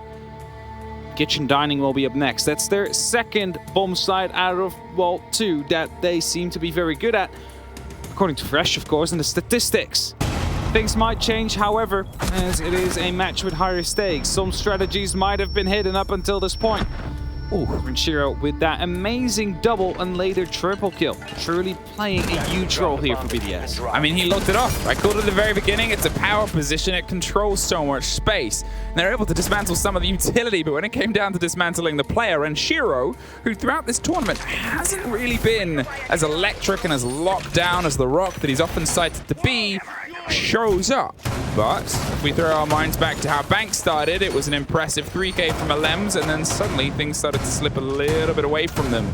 Can BDS make sure they do something they haven't done all day and try and tie a couple of rounds together? Indeed, they need to try and figure out a way to extend that lead and make sure that it keeps on carrying in their favor. And momentum is what they need to build. I mean, they started off strong. Seems like they have reset well to that first map, and they want to bring it to a third. They need to bring it to a third, because if they don't, then they're out of the tournament. There's a lot at stake here during the Chalet match. And as the rotations are still being created, BDS as well, some of the members are debating, like, should we make this a rotation? Should we not? Or should I just save that impact for later on? FaZe is seeing if they can get gifted by a peak. They have an impression that somebody is playing that aggressively, and it's Renshiro that suffers quite a lot. Set them out of the moment before, is suddenly under a huge amount of fire as they try and cut their way towards the west main take. They're looking at a bit of a short, sharp push here with cameraman going underneath by the looks of it on the far distance, or maybe just going for a wider rotate to offer some of that width. In the meantime, FaZe has been able to take over some of the control, and the proximity in the plant isn't going to fool them. Good play, good pings, and a good take on a map that is so dangerous for drones and hidden utility. Selma's being tossed out here just to open up in the box. It's not the eventual site. Still need to fight one down, but at least that opening will guide them in getting the top floor control. That aids them, of course, with some of that verticality, using the buck to open up that ceiling. This cameraman yet again with that very first kill. Lems drops. The push continues. Cyberzera has gone to try and offer some position here on the side. As I said, his cameraman is on the Solarium windows, but it's Astro that drives through, drops Rafal, and now they're going to see if they can just keep pushing. He's going for the rotation as Rafal's down in the box with Renshiro and Shaiko now both underneath. The site has entirely, generally been pulled back to now. This cameraman is going to see if he can go for the rotate towards the trophy window. Shaiko in the back line as Bride is able to at least get the first and pull themselves slightly closer towards Dining, but with that hatch soft, it's only really a matter of time. Bride's got on an adventure, to be fair. He's going to see if he can get the extension. Renshiro tries to offer the finish on the job here, but with a minute, FaZe have a lot of time to try and reconfigure. just need to get the information. They need to figure out where they are. Well, that is going to start opening up, by the way, as cameraman picks up yet another kill. Chiro taking the fight through the hatch, but gets shot in the back by cameraman. It's only up to BDS now. He was offside. He needs to come back. And as soon as that laser gate deactivates, they know where he will be coming from. They know anyway. And Astro gets that final kill. It will be FaZe that brings it back yet once more. The lead of BDS was short-lived. And will be drew back by FaZe here now. Yet again, FaZe have been able to respond to BDS taking her around. Yet again, BDS have found themselves a little bit on the back foot now as it's a bit of an even split. This is a good map for attackers. It's generally twisted that way in the terms of the statistics, but it's also a good map for FaZe and not a great map for BDS. They've done better than their most recent performance on it in the French Nationals, where they didn't get a single round. And better is better. It's improvement. It's improvement. But you need more than improvement right now in this phase of the tournament. It's no longer the group stages where you can afford to lose some matches. It is now the playoffs. Every single game you play, you can afford to lose a singular map. Where you do it, doesn't really matter. As soon as you do, you cannot afford to lose another one because that would be your elimination. I do have some news, however. BDS already lost on the map, so that card is on the table. They don't have the extra life anymore, and that means that they need to perform now. They cannot let FaZe get into their groove that only Rogue so far has been able to break. That's it, Rogue, the team that have just knocked out the most recent major winners with the best rated player, and the team that beat FaZe Clan. They'll be watching this, and BDS obviously, they would have learned, they would have gone over those VODs and seen if there was any things and tricks that they could pull together, but making those connect, making those hit the mark on the day is the tougher player, especially when cameraman was able to drive in for that multiple kill on the backside. And that's it with FaZe, is they're so quick to adapt to a weakness. They see it, they smell it, and they hunt it. And make sure that it's something that is punished post-haste. Here, the burn towards the bottom of Snowmobile comes together. Not the most commonly seen sight, but the structure of it might give something a little bit sturdier to the whole to BDS. I mean, it was said before, right? Their top floor hold has a 0% win percentage. They just didn't play bottom floor yet. Here it is. Maybe that one will work. They'll just have to try. As they start opening up the angles, FaZe, of course, they know how to attack this. It is a very hard site to truly extend on. So the extensions are normally just roamers sitting about and trying to live as long as they can. And the Lambs picking up the entry there definitely helps as well. The air jab won't be doing too much damage there as he's just all thrown off path for just a second. FaZe, they go on the hunt now. Right place, right time, took the air jab, but now they have their eyes on Renshiro, and there he goes, locked off. Alems baits for the fight and tries to break that mantle and go for the trade off the top, but seemingly Astro was a little bit aware of that attempt. Now, as they found themselves with a pretty good clearance, a late potential pest there, hoping he was followed by the drones of FaZe, which quite frequently roll after them, but look at this. FaZe is angling themselves towards this hatch. That box is about to get popped open as they've got themselves locked down over that main stairs. Shaiko turns away at the worst possible timing, and now that's entirely open to route through onto the site. Not quite sure what happened there. A big mistake from Shaiko to come through. Gives away his life basically due to that piece of timing. Croc's sensors are being scanned, are being pinged. FaZe is about to strike the site. There is a minute left on the clock, and Bullet and Astro, they will be pushing through blue. BDS is the only man that can stop them here. He takes quite a bit of damage and eventually does go down. Alems rotates back around. He needs to open up the door as yet another BDS member falls. They know exactly where he is as Cyber drops the hatch and gets that very final kill. FaZe dismantled them on that bottom floor. The one positive thing about this for BDS, they can go back to the side that they've won so far. I mean, silver linings. Yeah, sometimes you just have to try and find them. Because it's not really going too well for them. I mean, yeah, it's just tough. You're looking at how sharp FaZe are, how quick they are at taking these fights, and there's little moments of BDS where you go, this is BDS, and then little moments like that where you're like, oh no, this isn't really that BDS that we wanted to see in this game. It's tough and it's tricky because both teams came into this statistically great. It was another one of those sort of builds where every single BDS player was generally positive, apart from Renshiro coming into this. Exactly the same with FaZe, where every single player was positive on KD, apart from Souls. It should feel a little bit more evenly matched, but BDS just aren't on their day. It should feel evenly matched, but it seems like they're currently crumbling under the pressure. There is still plenty of time, don't get me wrong.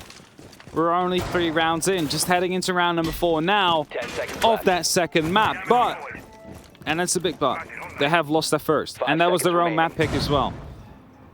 Now, we know they have something up their sleeves on the attacks. Their defenses haven't always been the strongest, especially not if you've only had wins on 2 of the 4 sites.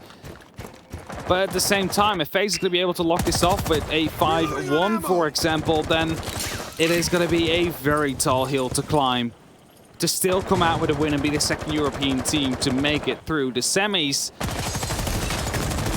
And as Bullet holds a very tight angle, it's BDS that is inside that pantry, knows that he will be under pressure. He cannot afford to move. Grenades surely will be tossed in at some point, especially when this library falls into the hands of FaZe. And that's it. And I guess we're going to see if they try and adapt and lock off Renshiro, or they go with a little bit of pace. It seems like they didn't feel confident with a take towards the back line of BDS, but there's Renshiro being attemptedly blown up. Cyber is on the far side, and they're sort of trying to bait each other into a bit of a firefight here over that long balcony Overwatch, but nobody is giving up just yet.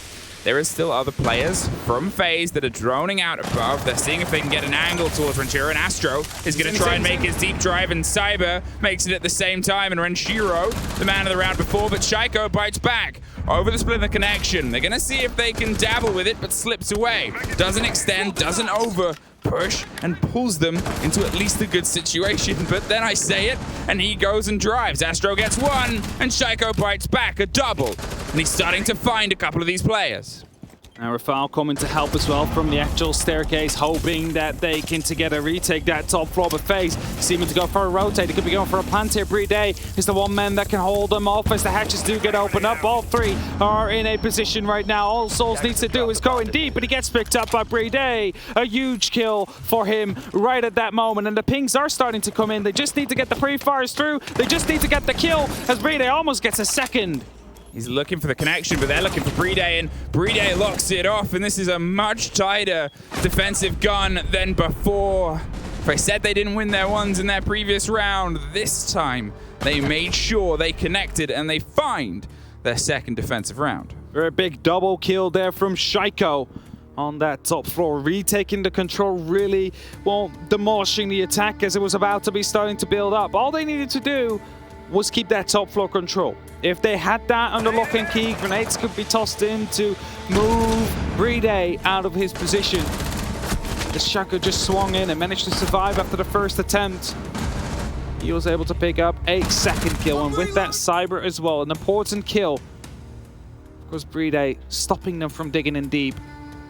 A very crucial play as well.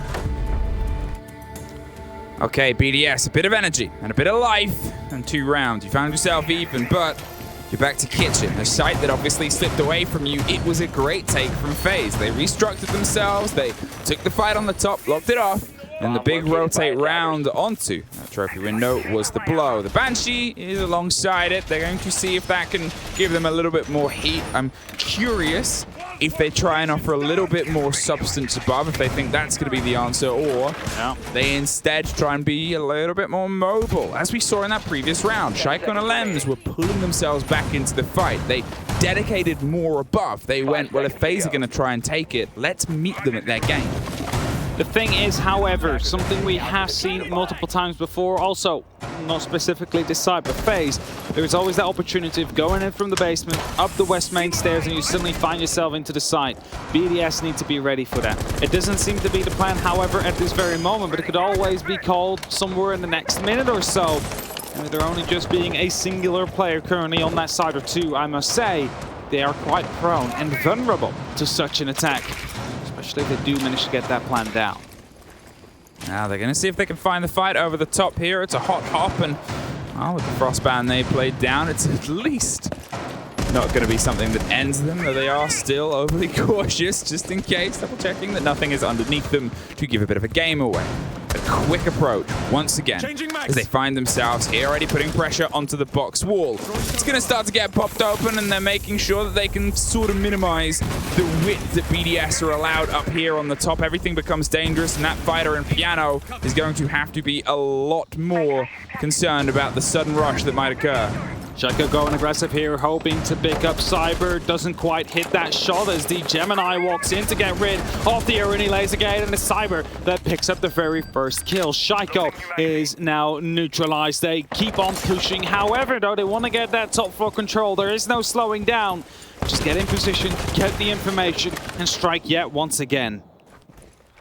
It was so well played by Cyber, but to be fair, what really hasn't been this time around behind that Aruni gate as it got popped by the Gemini made sure that they followed those traces all the way home. Rafal, he puts a bit of a hefty fight in onto a wall that starts to break down and across, but it's from the side that he gets caught out, and Bullet is the one that locks it off. Another vertical take, another clean push from FaZe Clan here as they find themselves only slightly scratched and scraped, but they also get a trade-off. Was a run out coming through the garage there. Cyber was able to punish him. Alem still being active on the Solarium stairs, however, has a great opportunity to try and go for a bit of a flank, as there's only a singular member of FaZe right now currently the floor below the side. The rest seems to be on that top floor. They need to descend at some point, and with every second that passes, the pressure becomes more and more. Alems picks up the first.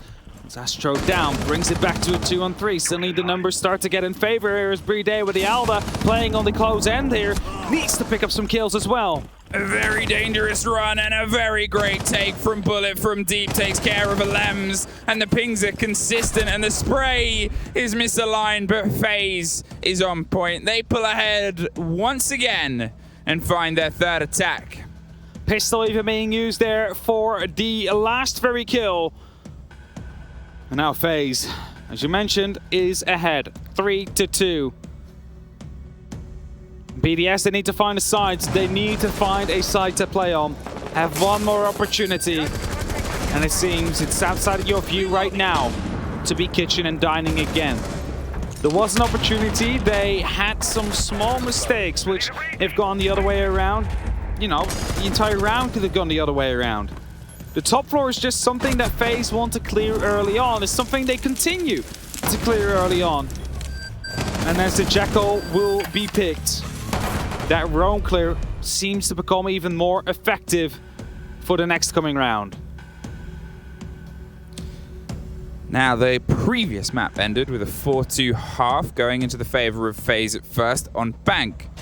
If BDS can lock this off, they can double it down, run it back, and get themselves an even half. It might spell a little bit more success because, statistically, well, they're not good on this map, but the defense especially. Yeah. Yeah, so it could look better a bit now. I still think they want to get that 3-3 in to truly not feel as uncomfortable going into that second half as they might have done before, because there's even more pressure on it now. They've already lost that first map, a 2-round buffer going into the second half without knowing how you will match up against them when you're attacking yourself. It's just a little bit scarier than that 3-3. You have that extra round you could theoretically mess up. And as BDS, again, have two players on the actual direct side. FaZe seem to be going for a pretty identical take. Just make sure that they get that top floor under control. Cameraman, of course, with the Jackal. We're trying to see if he spots any feet, just so the live information keeps him coming in. That's the big change. The Jackal over the Nomad. The air jab obviously didn't stop and survive their fate, so instead they've opted for something that might make those BDS roamers and players who enjoy pushing aggressively a little bit more concerned, as they're very good at getting the verticality, and then from then on you can really punish a team if you can get a whiff of anything that is around or beneath you. Players like Lems, when he pulled back and sat on Solarium to get that kill, would not work if the Jackal has anything to say about it. Bulletin information from Bullet here on the actual side figures out there's only two players currently. They're like present on the actual side, and as Bride tries to rotate around, The pressure could be coming down from the side of West Main as Shaiko tries to go for a nitro there to create some verticality, but that somehow failed. That means that the door is open. Cyber could be coming in from below. The same goes for Bullet, as Renshiro is doing his best to hold off on the double door. The flat take will get called, and you can see LM on the far side of screen going for a bit of rotation. The pings are starting to come through, and Renshiro is going to do his best to keep it locked down, but at this point, FaZe is working out if what they've done is the right decision. The grenades aren't quite connecting, and Shaiko, he's going to see if the second one hits, and it does not, but suddenly they're going to see if they can charge in. Cyber goes up and goes down, knocked down and taken down by Shaiko from above. It's all smokes, all canisters, and all push and fury. But Bride with the big gun on the back gets one. Suddenly it's blue, though. FaZe and Astra are able to strike back in. It's entirely back and forth. They're buried on the dining and buried structurally, leaving just cameraman, just the Jackal, and just this player with 50 seconds to see if he can find the 3 remaining people, as the rush and the pace did not quite have the success they'd hoped. 2 players on the first floor, 1 on the second. Needs to pick his battles wisely here. He's high up on the stairs. The pings are giving away that information. Sees a lot of footsteps as well, as a bit of pressure comes in from that P10 Roni.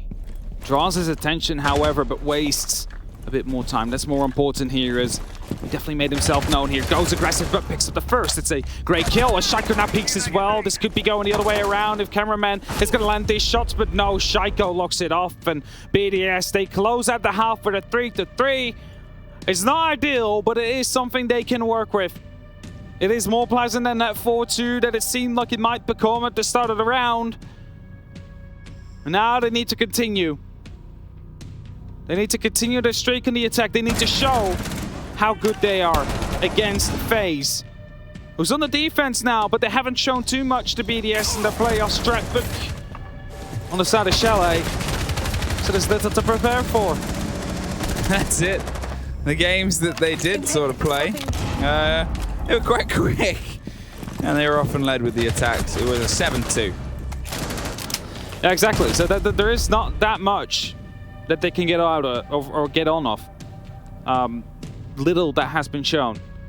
And a technical pause is being used here. It could be in favor for BDS.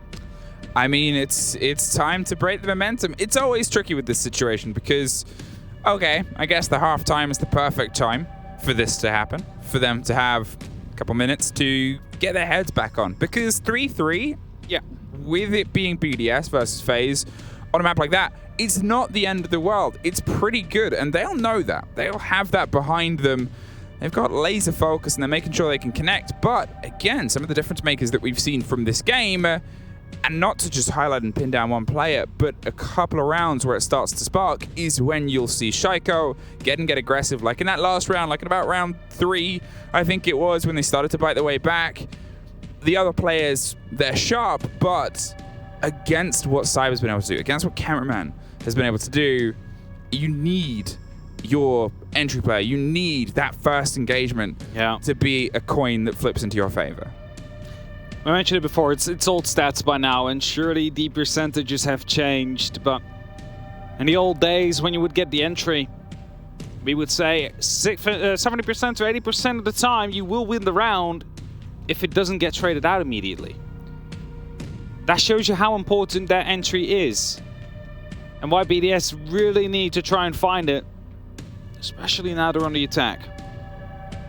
Effectively, they're playing 5v6 because time is on the defender's side, and that truly means that they need to bring it back to equal as soon as possible. They need to get those skills in. They need to grab an opening which they can explode on.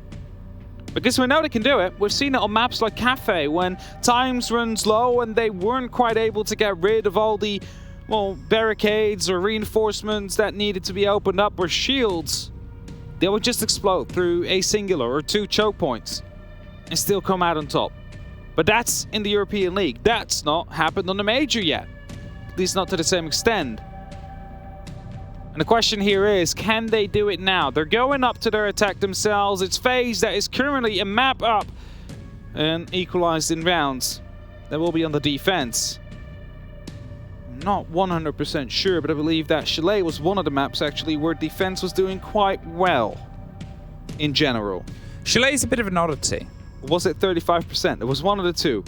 There was So one it was either quite really low good or really bad. Really bad. Yeah. I believe it's really bad. I mean, I could be wrong about this, but I think it's been really bad. It was Vitality took the blame for that though. That's it. They said our bad.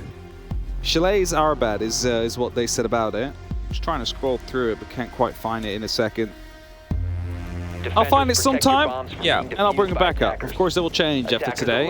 A bunch more maps are being played, however. Only 4 in the 2 semi-finals, so we're two maps ahead of schedule. And FaZe, after they have won the first, are looking to lock it up to 0 as well. Clash being used is going to be an interesting choice here to see how BDS is going to be able to deal with it. If you look at the utility they have on the board, there is going to be the air jabs they can use, maybe some grenades as well. 6 they carry in total, I believe. Even though the overlay tries to trick me by saying 8. Don't believe that. You won't be fooled again. I will not be fooled. It does say. I will learn how to count myself. Who taught you how to count, Mr. Ubisoft? Cameras outside though, that is going to be no longer possible in a couple of weeks. So FaZe decides to make the most out of it, using that Valkyrie now to get the information on the outside, and that gives some of the game away. They want to go aggressive. They want to go for these swings to the players of BDS. They're on the outside, just knocking on their doors. I believe that's a Nitro to be tossed out indeed. No kill, but a lot of damage done into Rafal, who was about to rappel up, so good timing. Unfortunate for FaZe, no kill, however. That was it. A huge connection, and Cyber's the next to suffer as he pulls back. A lot of damage done from the Dangler and Shiro on the far side, but can quite get the connection. Rafal has suffered too. And Astro is the man that might try and meet that mantle, but they have that flank drone, and he's just seen it. So he's going to keep himself there for a hot second and then pull back. Shaiko and Brede are making sure they clear their way across very quickly. And all of these hidden drones, he stood right on one. No idea. Welcome to Chalet, where drones literally disappear. Be in one of those small plant areas. In the meantime, though, the rest of BDS, quite a heavy push up top. Brede, Shaiko and a piano. Renshiro is about to be entering from above as the pressure really comes on. You just see it now. Rafal coming in from the Astro stairs, or the, well, backstairs. Waiting for the information to be handed out to the rest of FaZe. The thing about Astro, he has the rotate down with that hatch if he wants to take it, and the Clash is going to be the next bit of information. You're going to see how much time they can waste up here as Cameraman's blinded. They don't want to leave him alone, and you can see Bullet is going to make that rotate too as, well, they're going to just offer a little bit of support over the shoulder of Cameraman. It is an adaptation to what is a pretty standard hold here with the shield at the top, but this time the shield is a person rather than a gun behind a shield. Shaiko with the grenade over the top gets caught out, tries to pre-fire, and that's going to be the difference here, but it's Cyber that goes down first. The Watcher Renshiro locks it off from that double window on the balcony. The C4 almost catches Shaiko. He's wounded, but he's still in. Soul suffers at the meantime on the far side, but look at Astro. He's just hit an air jab. He's found his way through, and Rafal takes the fight and wins it. Very importantly, Cameraman is driving in, trying to zap and slow, but Alems is hovering over the hatch of the site itself. Another grenade over the top, but 30 seconds, and BDS are once again hitting that problem where they do not have much time to execute. Brede with a quick hot hatch opening as they angle themselves towards it. Bullet is dug towards that hatch in the default plant spot. Brede is eyeing it up, but Cameraman is that watch in that backline. Shaiko dropped around, Bullet on the rotation. They take one. Very important kill, but watch Bullet coming up around the side. Gets one, gets two, drops them down, and now it is just him, but they're going to see if they can stick it. In the meantime, the rotation round towards blue. Rafal is looking the wrong way, now the right way, and will he be able to catch it as it comes up? Yes! BDS lock it off. Take the lead yet once again here right now on the first attack right away. It's good for them. They need to make sure that they continue the pressure. They need to make sure that they keep it up because the pressure is truly on them. FaZe have already won their map. The pressure is on BDS, and you know, with the Nitros flying out, the amount of information that was gathered outside of it, FaZe weren't quite able to collapse on it. Especially with Rafal just sitting there, had no clue he was that close. Match being taken care of as well. That could have made the entire game a different one again. And unfortunately, the diffuser was not dropped. in that flank from Bullet. If that was a diffuser, if that was with him, that would have been as well the timer running out. We can keep on talking about what ifs. The BDS managed to get that one, and rightfully so. They just need to continue their attacking spree right now. They got the first, they need to build on that. They need to find 2, they need to find 3. And they need to find yet another somewhere to make sure that they will push into map number 3 if they want to have a shot at the semis.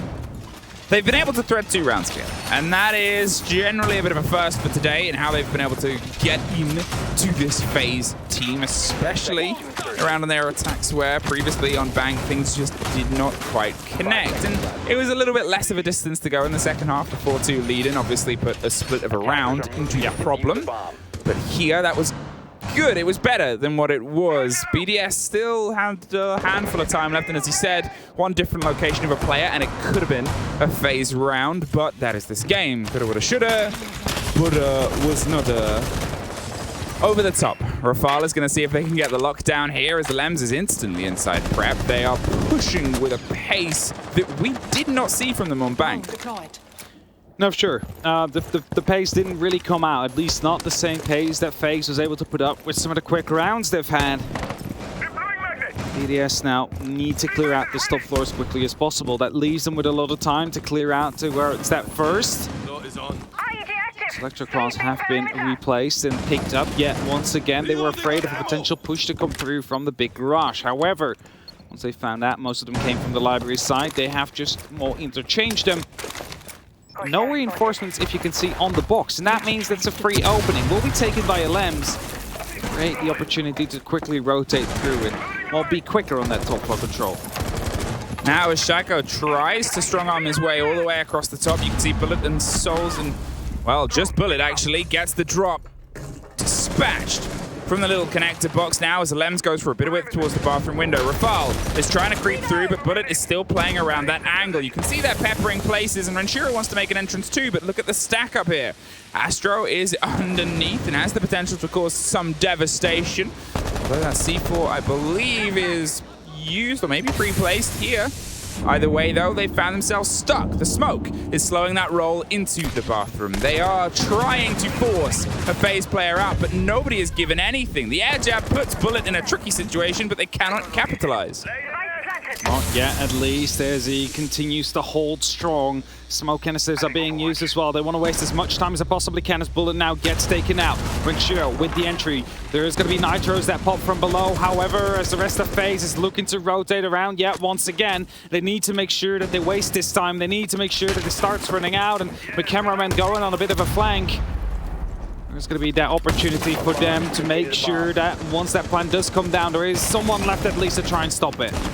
It's a dangerous fight that's happening because a lot of people are only a couple of bullets and a bit of shrapnel away from death on either side. So Cyber is trying to go for some reverse hunting, but it's Predate that gets locked off first. 20 seconds now, and they're trying to dig their way towards the back of the site, but Cyber does finally find his man. Alems is gone, and it's almost a 4 versus 1 with one more. The spray doesn't connect, though. Rafal is able to get it, but both players need to head downstairs. 10 seconds, and force and funnel their way through. Look at this, though. FaZe has pulled back. They've moved away. They're handing over some territory, and apart from the single player locked in, Souls gets it, and FaZe get even. Knew there that the plans had to happen on the side of FaZe, and they could just simply strike back once the timer would run out. Make sure they didn't have the opportunity to go for all those 3 frags. Went around on the back of it.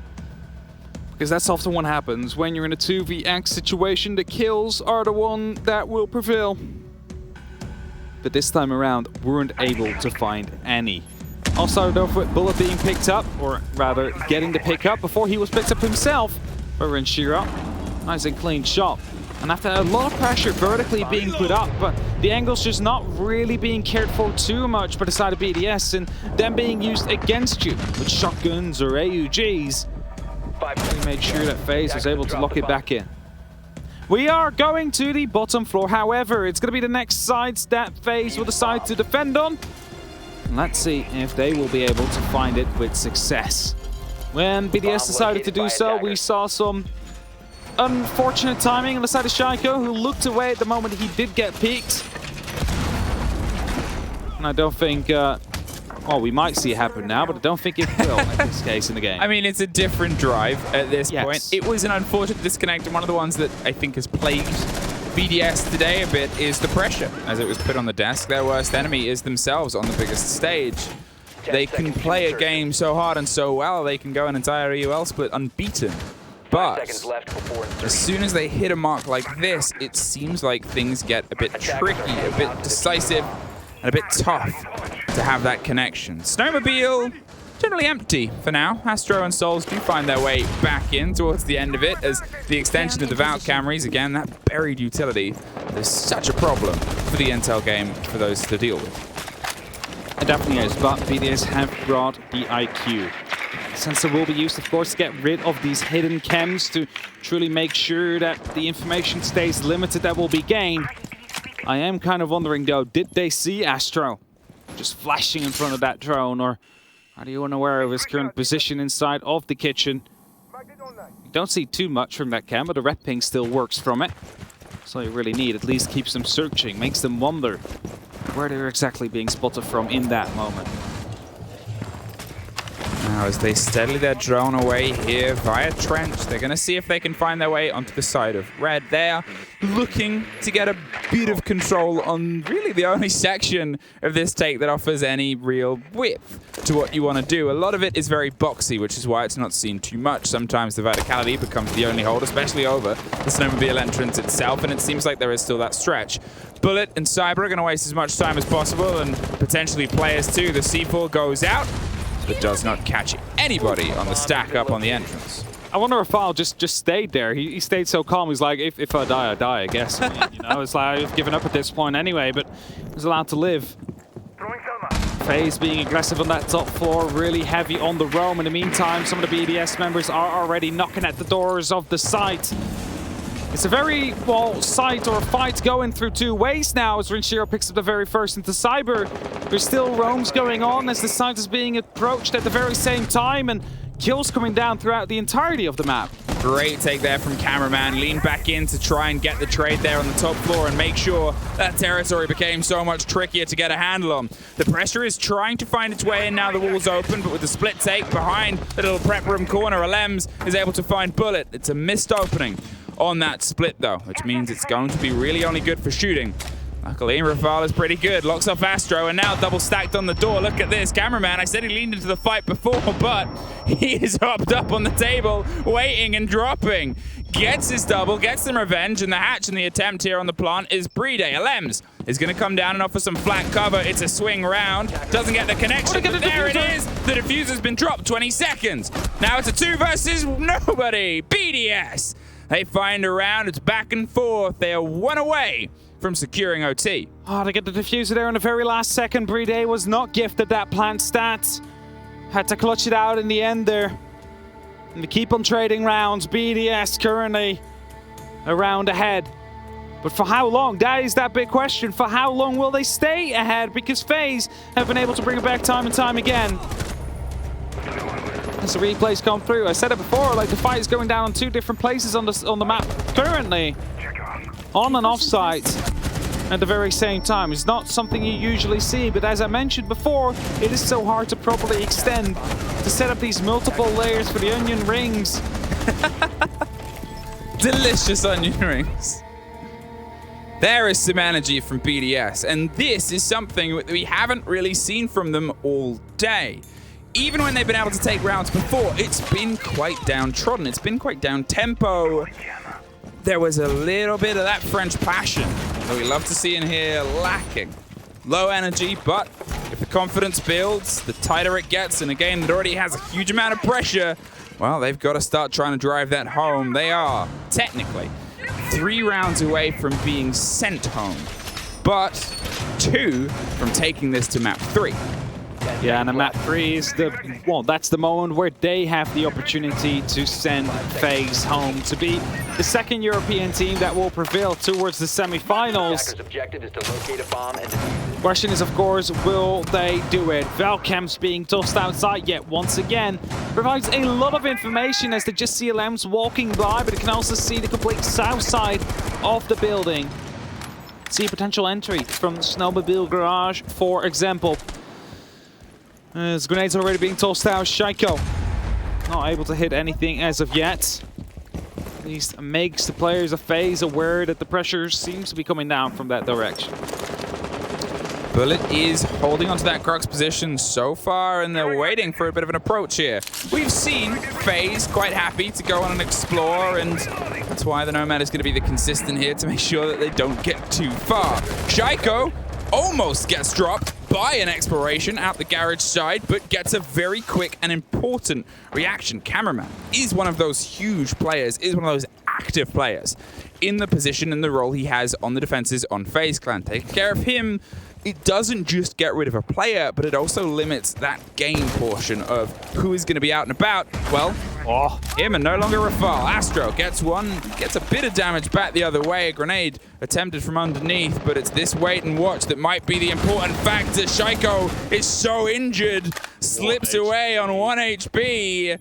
And Astro might be curious about following up, but Cyber definitely is. When prone at the exact right timing there, as Rinchiro puts up some damage onto Bull and he gets that kill. Keeps us close.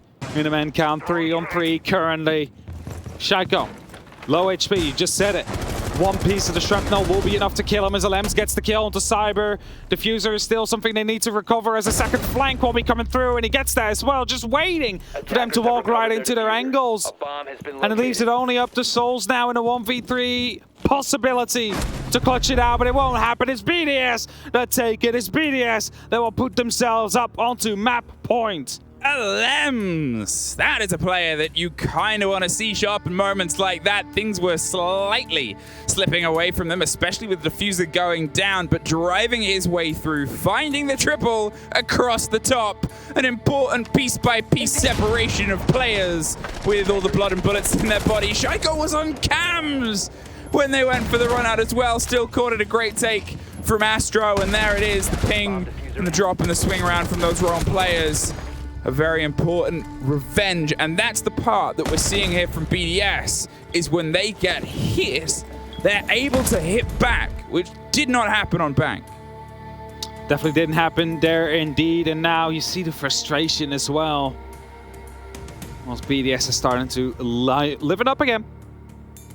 They were a bit, you know, calm, collected when the map started, not too happy when they won the rounds, but it's starting to come back now, and that is what we know and love from them. When they start having that much fun in these rounds, that is when they are at their most dangerous. And as a tactical timeout seems to be currently on the way, FaZe, they need to try and bring it back now. They have 2 rounds they need to win, whilst BDS has 2 opportunities to lock it off right here, right now, and go to map 3. And that's it. That's the drive right now, is BDS. They're focused because it's all or nothing.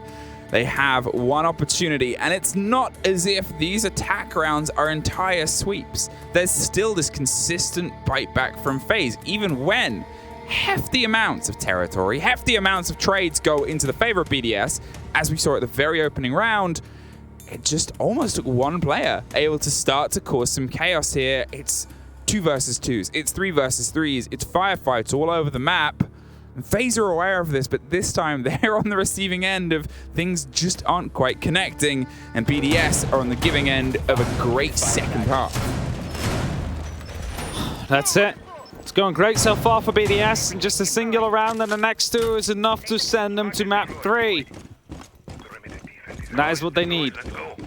They want to bring this to, well, let's not say max OT. I don't think they want that, because that is when stress levels do start to rise again. I don't think... But they do want to bring it to a map 3. Yeah, I don't think to go to a max OT, for example.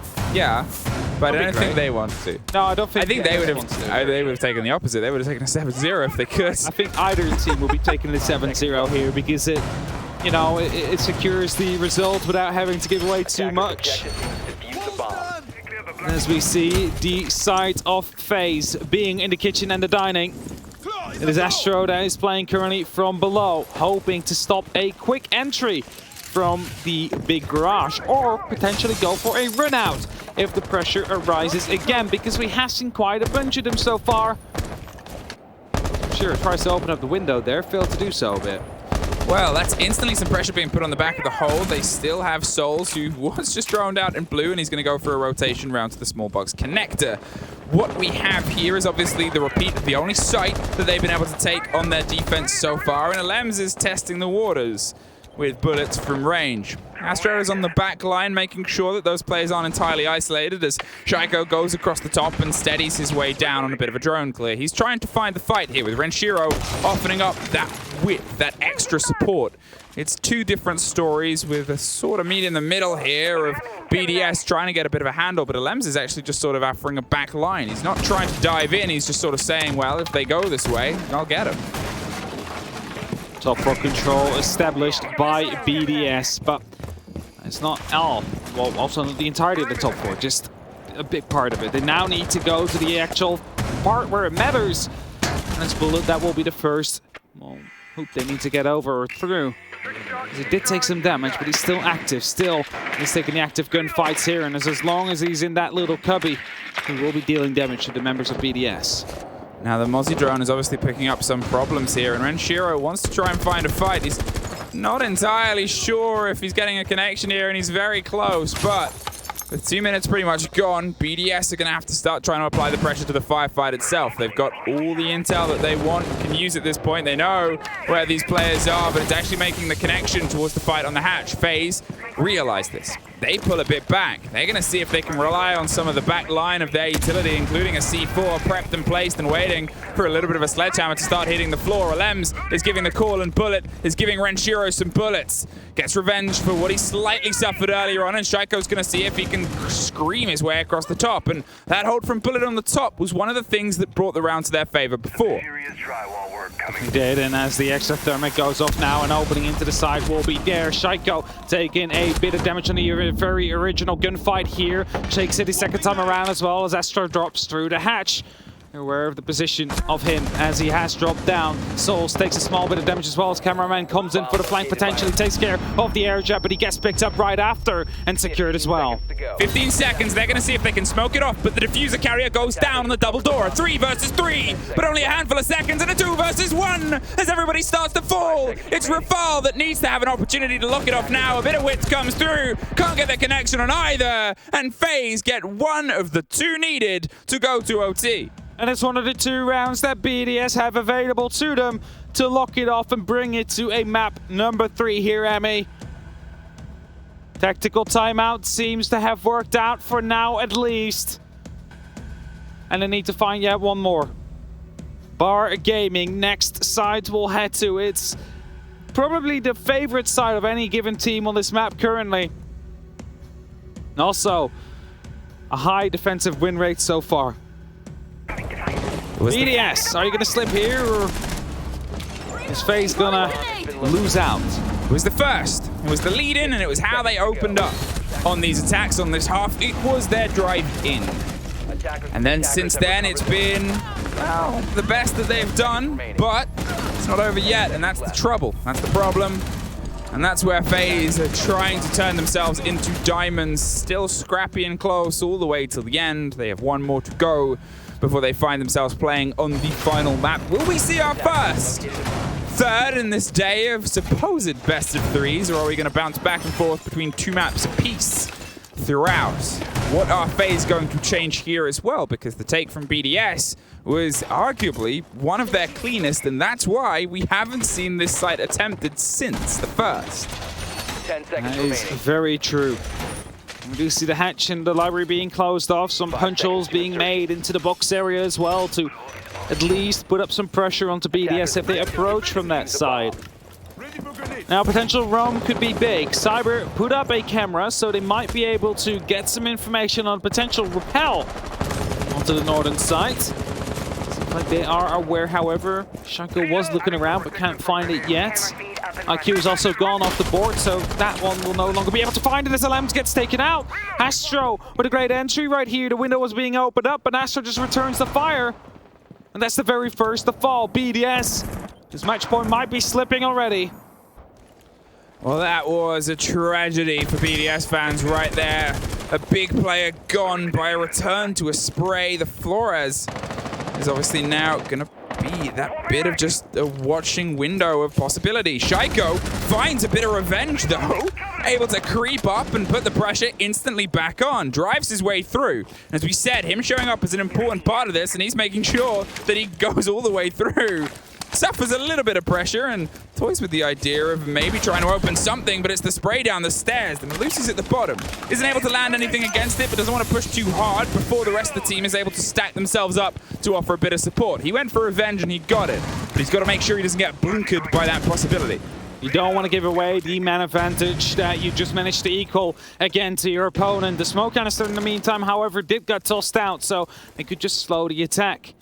One thing, though, is that a flank could still be on the cards here. There is a drone coming out now. Bullet has been spotted.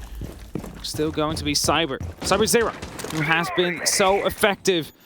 Could be wanting to go for a bit of a flank here as the pressure seems to be rising up. BDS want to take that top floor control now. That's what they're working on.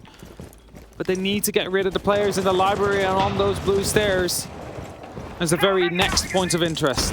Cyber goes for the hop over the top, and whether he's going to just see if he can offer something back against Fireplace or even further. This is a consistent of FaZe, is try and retake a little bit of territory and make their drone game out of date, even more impressively by making it more aggressive.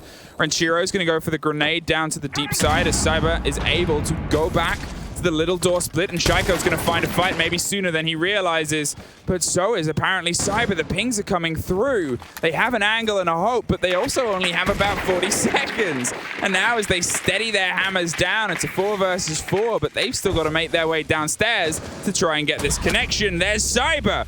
Pops up from the dog in corner, gets 1, and Cameraman gets 2. Instantly, that intel game has been punished by the lack of the updates that have been entirely leaned into by FaZe, and here now, Renchiro and Bride have everything to try and do and pull this back together. Another fight, more of an extension, one down the stairs, it's Bullet that brings it back round. There's at least one in a commiseration, but we are heading to OT. FaZe managed to bring it back. They fend off both match points that BDS had accumulated. And that means now we are headed into an area, into a position where BDS could just as well lose it out here. There is no points to be given away. It's no longer group stages. It doesn't matter if you get to OT. It matters whether or not you win your map right now. And it all started off with Astro picking up that great kill. Yes, he was instantly after traded out, but Cyber0 able to put himself into that close corner, able to surprise them truly together with Bullet. He's will clean out that round, and now we're headed into a best of 3 in rounds. And it will be BDS on the defense. And I'm not sure what is currently favored, given how the match has gone so far. It's impossible to call, that's the thing. A 3-3 either half. Now, it's obviously been a bit of a break in momentum. Yeah. So, we have a bit of a different application here. Who has been able to keep their game fresh from what was otherwise done before, and it's fair to say that BDS have a good bar hold. They won it both times. It was their only one that they had the repetition on that came to any level of success, but also that means that FaZe Clan know where they're going.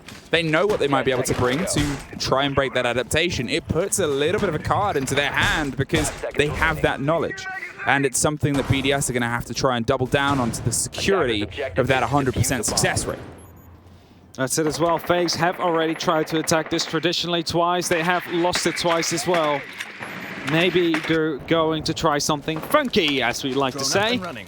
Although it doesn't seem like it as of yet. Just normal drones being tossed out. Just trying to get for the library control at the very first moment to push onto the stairs, and of course the chimney after. Chimney being the key point. That one has really ruined them before. The triple kill that came through from Renchiro on that side with the SMG. It's not something you want to let happen again. Also, Bride inside the pantry has been a consistent problem for them, so you truly need to put up the pressure from inside that library. Well, the Twitch drone is getting some intel and getting some work done. It's also a terrifying gun in the hands of Cyber, who hasn't been as loud as he was in the previous game, but still putting the even damage backed up by Cameraman and the explosive movements. But to be fair, pretty much everyone in this game has been able to put themselves into the firefight. Now, as they go for their clear here across the library balcony, they're going to see if they can get anyone behind that fireplace hold. You've got Cameraman.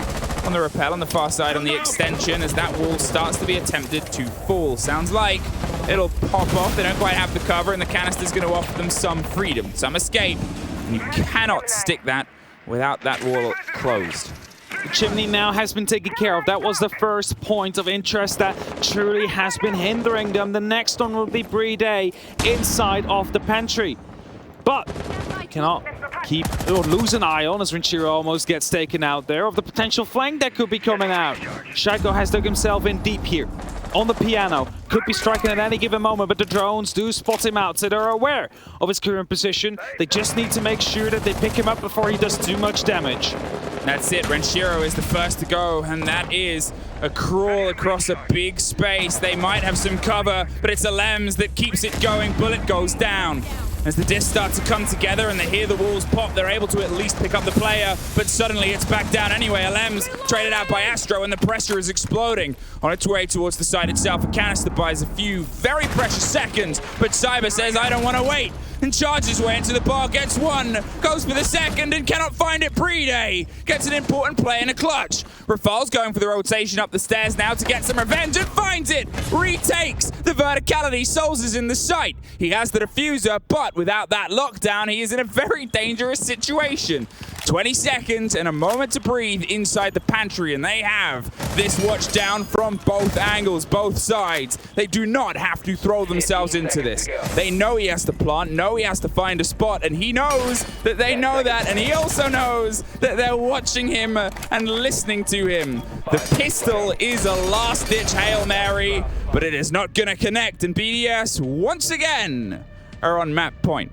BDS from the pantry there, coming in big, able to stall a lot of time, get up a kill as well to Cyber, who tried to push him out. They really needed to synchronize there, go with two at the very same time. You'd at least lose one, but you would have the pressure still going your way. And now BDS are on yet another map point. Are they going to be able to lock off this one though? They failed to do it twice before. And FaZe, they want to bring it back yet once again. They want to make this a max OT and push it up to that 50-50 we have seen before. It is so far just back and forth in these rounds on either side. One of them can take this map, but one of them will be eliminated if the other does. Flores back on the board. The 6th pick, as is Kaid. They're going to see if they can actually get into the map this time. Obviously, an early loss in the gun of Alems is a blow, but also that utility. You think at how good that can be at clearing any of the holds, especially when there is no mute on the board. When you're looking at the potential of the hold at the top of the stairs, when you're looking at fireplace and chimney and all those angles, it just gives you so much, and also gives you the chance to open up some verticality angles, rotation across box. Not being part of the play last time meant that we never really saw the play that BDS wanted to make. So it's time for take two. Time for a more tepid approach, and time for FaZe Clan to see if they can repeat what they managed before. It will be their goal. As you see, all 5 of them currently setting up. The match, the round has started. Souls inside of the pantry. Obi trying to do what BDS has done 2 times before so far. Holding off that jump in from that window. Holding off the more relative safe position to plant as soon as you do start getting down that diffuser. BDS, they need to start again with gathering information, taking the ground and putting up the pressure onto the players of FaZe, who so far have been able to strike, and strike first. Quite consistently as well, even though it is getting better now. That's it. They've warmed up into this, and they were not too long ago on their attacks, and not too long ago went a pretty good distance with them. And their opener, when they started, was this site and was a win. They're great on the turn of the half, but it's burying that home. It's keeping that consistency that seems to be the problem that's plagued them. Here, they've gone for a slightly different approach. Over the top, they're not going for the direct take underneath as it did punish them before. Although Shaiko got revenge, it came at the cost of what is an important power player, as I listed. As I said, that shield in the hands or against Flores isn't the biggest nightmare. It definitely isn't. Just an RCE is going to be able to take that out. However, you need to keep in mind that Bullet is playing near the chimney, has the opportunity to provide some cover. really forcing the RCEs to come through that window. That's the relative safe space. That's a blind spot. It seems like FaZe is falling back off that side. They're not really that bothered with holding the top floor in their control as flashbangs are being tossed in. Surely that shield gets taken out soon. Wallbangs are being attempted as well, but nothing quite hits yet. Grenades tossed in there to get rid of that shield. Successfully does so as well. The question is now, however, with FaZe dropping off from that top floor, where do they want to go? That's it. 2 minutes, and they were more than happy to just give it up without the fight that we've often seen a lot of other teams stick. It is important. But FaZe disagree. And now it's time to prove why. What's their plan that's going to bring this together? Alems died at this window before, and well, we just saw a ping that gave the game away that someone wasn't too far away. And there's Rafal, who is blown away. Renshiro massively injured by the C4 over that approach as well. And that is a huge takeaway. The fight over the top of the boxes comes together. The two players that opened this take last time, but they're going to pull off, fall away. Souls is trying to find a fight, but it's Bullet that actually gets the drop in the end onto Alems and puts another blow into them. Renshiro can't get the cleanest entrance, but Shaiko does, descends the stairs and drops the body. Cameraman was holding it off. You can see two players inside Snowmo, and now one less player in the site. Bride is making his way towards it. He's going to see if he can get his way in and get that stuck. But Super Astro does a super play and pops it off. Now on Fireplace, the diffuser's cold in the middle of the room. It's a 3 versus 1 once again. Renshiro can't get the connection, and we are going all the way. Max OT is on the board here. Whoever wins the next round will take this game, or rather, the map, because it could still go through a third. If BDS manage to win this one, we are heading to our decider. If FaZe take this, we have yet another 2-0 on our hands. Coach quickly going for some last shoulder taps there to motivate his players. He's, of course, not really allowed to talk. Are we in a tactical timeout? My timer's paused, so... we are in a tactical timeout. It's BDS, so they are allowed to talk. I was really confused there. Some people talking, so the timer not moving anymore. It's like, who called this one? Well, it's BDS, and rightfully so. I mean, they know how important it is. They know war rests on just one round. You can play however many throughout a tournament, but there is always a moment in terms of where it can break down to just one single round. And you've built up all the momentum, all the possibilities, and all the knowledge you've had within the game, all of the prep that you've brought into this game. But this is all there is now. Just the focus on this. No map 3 thoughts, no lifting a trophy thoughts. Unless it helps drive you, you are just playing one round of Siege. This is survival, and Bios, their coach, now needs to really get everything together. There's only 45 seconds he is allowed to speak. Those 45 seconds, in those 45 seconds, he needs to motivate his men to, well, at least make sure they get this round and bring us to a map 3. Maybe they discussed the sides they will be defending, brought up some new strategies or some slight alterations. Maybe it's just a pep talk that went through. They know themselves the best. They know what they need in such a situation.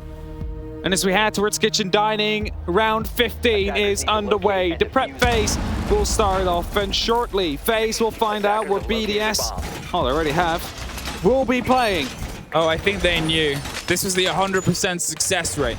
The previous hold, FaZe took a bit of a gamble. They were 50-50 on bar, and when they'd opened it before they'd lost it, they lost it again. That's a gamble. They tried to push themselves off, and they still had this as an option. And 100% success rate in this game. Their statistical best defense site, and a bit of the stress now. A bit. It's going to be a lot of stress on the shoulders here of BDS. Shaiko has woken up, however. 14 kills so far, followed up by Renshiro on 11 on his team. The question is, has he woken up soon enough? Because we are in this max OT. It is now do or die for BDS. FaZe, they know that they can afford to lose this map, thus the pressure might be a little bit less. Surely they do not want to go to the third map, but they know there is the opportunity. Their entire tournament does not rest on this entire round. And away we go. Cyber to the top of the balcony is going to see if he can make his approach. Zastro puts the pressure onto Library on the far side. They're trying to pinch out Shaiko, who is having a good game, and that's a little bit of a dampener because when he's able to strike, he's able to take a lot of cost. They are backed up by Rafal, who's been able to at least put some of the bullets back into the fight, but this is FaZe locking in, eyeing up the potential push here and the vertical control that they want to flaunt and have done every single time they've gone against this site so far. So sort of saying it was a bit of a split, 50-50 there for BDS, and it's generally been a pretty solid standard for FaZe Clan with 100% on their defenses. They know how they like to play against this site. They know like to put the pressure on it. They're going to see if they can make it cook. Alems is a key player currently for BDS. He's been able to trick 2 drones so far, and with that he has been able to, well, make his way all the way to the bottom floor. He's trying to stay alive there, as waste as much time as he possibly can to go for a big flank, but it seems like he has been spotted out. They know where he is, and the challenge is on. More drones follow, but FaZe do not want to take the risk. They do not want to take the gamble. Instead, they're holding his exit points. He needs to go up these stairs again if he wants to make his way out, and Cyber is the one responsible for it. But Alems, he decides to stay now, and there's going to be 80 seconds left to go. 80 seconds could be the end of BDS as Alems gets caught. It's Cyber that picks up the very first kill and brings it to a 5v4, and 70 seconds are left and counting. Grenades will be used and might deal some damage, not too much to Bride. However, they do know that the pressure is coming in from below as well. That's it. It's the alternate take here that's come through for them, but they read that weakness, they read that spot and that player, and they made sure that they had the big impact against the Lems underneath. And now, with less than a minute, they're going to see if they can focal and set their lengths and their lenses directly towards the back. There's an entrance, there's a kill, there's an attempt on the plant, and one more kill. Cyber on a triple on the round that matters the most. Shaiko battles back, but it's the spray on the backside. Rafal strikes a 3 versus 1. It's all down to the player. They're going to see if they can stick it one more time. He's down on the ground. He takes the fight. He's looking for the planter. He gets that through the hatch. It is FaZe. A single player hit the boards in the deck at the right time, and BDS was so close. It was a shot or 2 away, but he had no clue that he would be dropping the hatch at that moment in time. And just look at how happy FaZe is. They will make it to the semi-finals as the first Brazilian team to do so during this major. One of their teammates have been knocked out, or fellow Brazilian teams have been knocked out. And now BDS will go home as well. Yet once again, they are not gifted with a grand final. This time they don't even make it past the quarters. And that means that if not now, then when? Will not be now, but when? Well, we knew this game was going to go a bit of a distance, and we still are yet to see a map 3. But BDS, again, as you said, that disconnect on the main stage, and FaZe, who had a little bit of a struggle at points, they were able to lock it out. They get a bit of revenge for what Rogue handed to Latin America earlier today, and they keep a little bit of a balance in a fight in the game itself. We're going to throw it over to our desk, and they're going to break this one down for us. Thank you very much, M and Hap, and what a match we had. We went to Chalet, it went max OT, and it went to the last second. BDS could not push it to a map 3. You know, much to my disappointment, but you guys predicted FaZe to take this, and they definitely took it, Jess. Yeah, I predicted them because I thought they would win out of their own merit. So a bit of meritocracy on my behalf. I did think that they were probably, at least throughout the group stages, one of the most formidable forces, even though they had a quote-unquote easy group. Yep. I know you tried to reverse curse BDS. Yeah. It looks like we met in the middle, and unfortunately, it just fell just shy. Let's be fair, BDS probably lost it when they lost their map pick in Bank, because they put in a very, very bad performance. It was much better on Chalet, but it was a struggle, because you've only got 2 defensive sites. If you can only defend 2 sites, and even one of those in Dining Kitchen not being particularly good, it's always going to be a struggle for FaZe. Well, throughout these replays, it's going to tell a very, very sad tale, especially for those of us who expected BDS to finally get their very first international trophy, and it won't be. Every time, so close yet so far. Last Mexico major, they got to the semi-finals. They're regressing. Yeah, they are regressing. That's not a good sign. I mean, like Hap said, the question was always when and where, but it looks like the question now will be just more of a when again. Right. And I think it's interesting from BDS's point of view, because they coast through EUL. They genuinely, they have quite an easy time in EUL. It's fair to say. Unbeaten. They see that as like what they deserve. They see these international tournaments as a challenge and that they need to be at the top. And they just keep hitting this same wall, this same ceiling. They just keep hitting it and hitting it. If your ceiling is making it to the playoffs of every major and consistently being, you know, one of the top teams in your region, is that necessarily bad? It's not bad, but when you want to be the best, and they clearly they want to be the best. They've got the investment to be the best. That's the standard. That's what they should be holding themselves to. Absolutely, and I think every team, and we would all agree with this, even you and I when we were coaches, you want to go to the top. Even if you do great beyond your ceiling, you want to go to the top. So for them not to be able to reach it yet again at yet another major, they still have 6 Invitational, but I mean, that could be yet another tale. Was it the stress this time, Fresh? And I will ask both of you actually more of an open question in this case because you both had that experience as coaches. So I think it was maybe nerves, particularly on Bank, like I say, because we've seen them on Bank absolutely decimate most teams they've come up against. And it was the fact they were facing a team that was like almost shooting back, that had a plan for them on Bank and executed their plan well. It was a little bit of nerves and a little bit of, you know, just day one jitters. So once that had happened, they'd already lost because Chalet was going to be a struggle. And then Oregon as a decider map would have been fine. But we've not seen BDS play it well recently. They lost. Oh no, they didn't lose. They won, but in overtime to Heroic, who were our straight up relegated team out of EUL.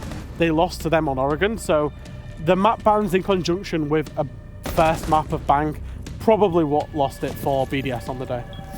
It's a real big shame for the EU fans out there because now, I mean, we're looking towards whatever hope we can get. I'm sure there's a lot of us now that are maybe tilting our favour towards Damwon Kia. I know you and I are looking towards that APAC North prowess. I'm just going to say, Jess, we are set up perfectly for one semi-final team from every region now. Should SSG make it through? Should. And you've cursed it. Well done, sir. Sorry, SSG. Honestly, but you know what? Rogue is still our EU friendship ended with BDS. Now Rogue is my friend. 8-7. FaZe v BDS on Chalet. Cyber had a hell of a game, and despite Shaco's best efforts, it was all for none. FaZe really coming out on top here, and man, you really have to feel for BDS in this case going to the final round, but FaZe had their number the whole time too. They did, and there was just small things, and it wasn't that they did a full counter-analysis playbook. It was just little things dotted about. They were ready for the wing conditions of BDS, I would say, especially the lurk coming out of the Lems. We've seen the Lems have quite a bad day. They shut the Lems down particularly well because they knew exactly what he was going to do. BDS are a team where we've had concerns about them being adaptable and also counterable, where they tend to do a lot of the same things. So to see FaZe just implement them really small ideas, it was really good to see, and that's, you know, another thing that helps them win this game. All right, my friends, so back to you in a moment. Let's have a chat with our victors FaZe Clan. Cameraman is on camera. I don't know how that works. Hello, guys. Hello, cameraman. So good to see you. Congratulations on your victory and moving through the tournament now into the semis. First, it looked like in the groups there wasn't much that could really take you down, and now you shoot down the best team that Europe has produced this year. How does it feel like for FaZe? It feels amazing. I love these guys. We worked so hard to get here, and it's a pleasure to play along with them and have these improvements since the first part of the year. And stage 2 on BR6 we had some struggle. As I was saying, like Cyber Girlfriend delivered, and that kind of took hesitation a bit, and now we have Cyber. This is Cyber. Incredible Cyber that played incredibly well in this entire series. And let's talk about that then. Bank was map number 1. You absolutely smashed BDS. What was there that you felt your team had that gave you that advantage to demolish the best EU team on one of their coziest map in Bank? Yeah, we looked to the stats of their bank. It was pretty scary, to be honest. They had a really good bank this season, but I think our bank's better. We played better, even with some struggle. In my opinion, we had some communication struggle there in the beginning, but we ended up winning. So, yeah. Do you think you had something special planned for Bank, or during the game were you just adapting on BDS constantly? If I do, I won't tell you. I'm trying here, okay? I'm trying. I bet. I just want to pull out all those strats. You know, we got Fresh here on the desk, and he played alongside G2. He knows all about saving strats. So we want to pull them out of people at this point. You might have to use them as the tournament goes. Yeah, you find out. Well, you go into Chalet, and it goes all the way to max OT. So what happened there? What was kind of the thorn in your side that pulled you to the end before you were able to defeat BDS? I think we slipped up a little bit in the beginning, as we had in Bank too. We should have switched sides like 4-2, but yeah, like we had got a lot of resilience, and yeah, I think Ramalho had a good adaptation to the bar defense. They were smashing us, and then we just reinforced 2 hatches and put kite on it, and we just fall back. So I think that's the main reason that we won Chalet. So yeah, it's Ramalho. How do you say? It's Ramalho business. He did it great. Yeah. It's his job. He yeah, knows it's his job. what to Yeah. do. He is the expert at it on the Yeah. team. And you know, now having beaten BDS, you're locked in for the semis, but you're playing Damwon Kia from Korea and of course from APAC North. Mm-hmm. Did you expect to go up against them, and what do you have to say to them? I expected an easy game for, again, like Sandbox and Kia. I know Kia is a pretty strong team. They're better than Sandbox, and it's gonna be a tough game for sure. But we're gonna prepare just we did against BDS. So yeah, it's a strong team, but we have everything to win, and hopefully we can have a good match tomorrow. You think LATAM has what it takes to take down APAC in a semi? I hope so. Can't wait to see it. Anything you want to say to all the fans out there, cameraman?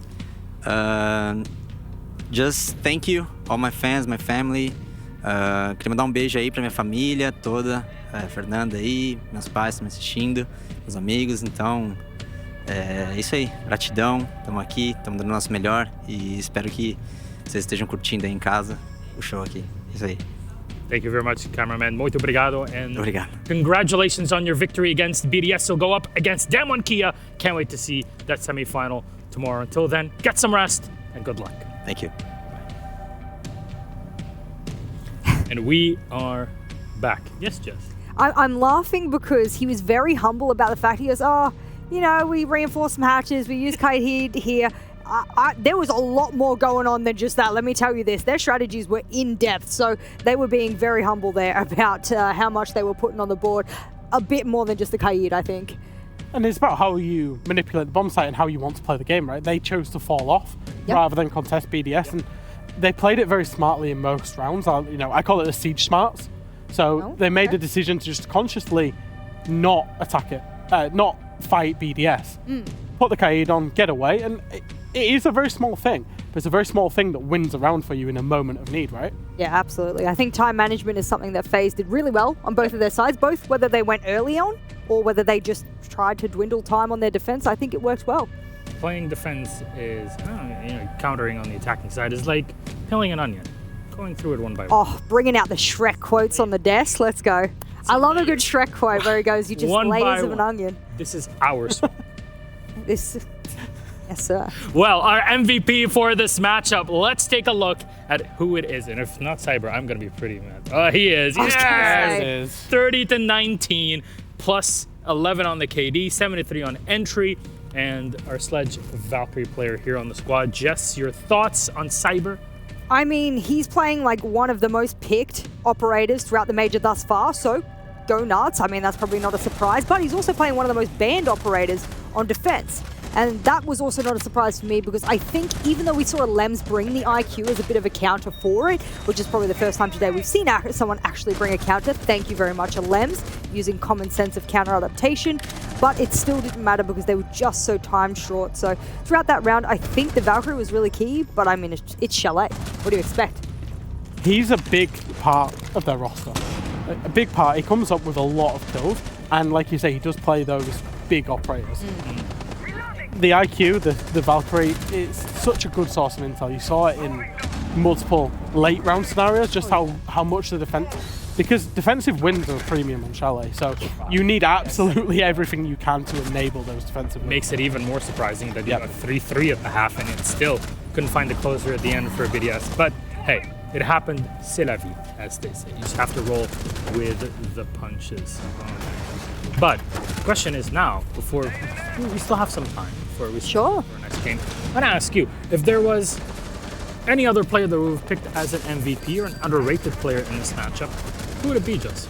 Ooh. Yeah. That's a hard one. You know, someone that you and I brought up about the fact that we wanted to bring someone and highlight them. If like you were going to highlight someone on FaZe to go head to head with Bride, for example, who would you pick? And we're dancing around the idea and we said, no, that's not a hard question to answer. Souls.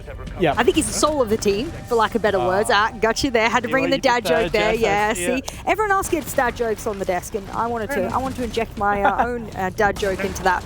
But I do think that he would be the kind of player that just does the dirty work for the team. He doesn't really get the spotlight that is necessary. And we actually had a bit of a debate about whether we should put him in on a kind of head-to-head and whether we should highlight him because he doesn't quite have the same plants as what Bride does, the same kills.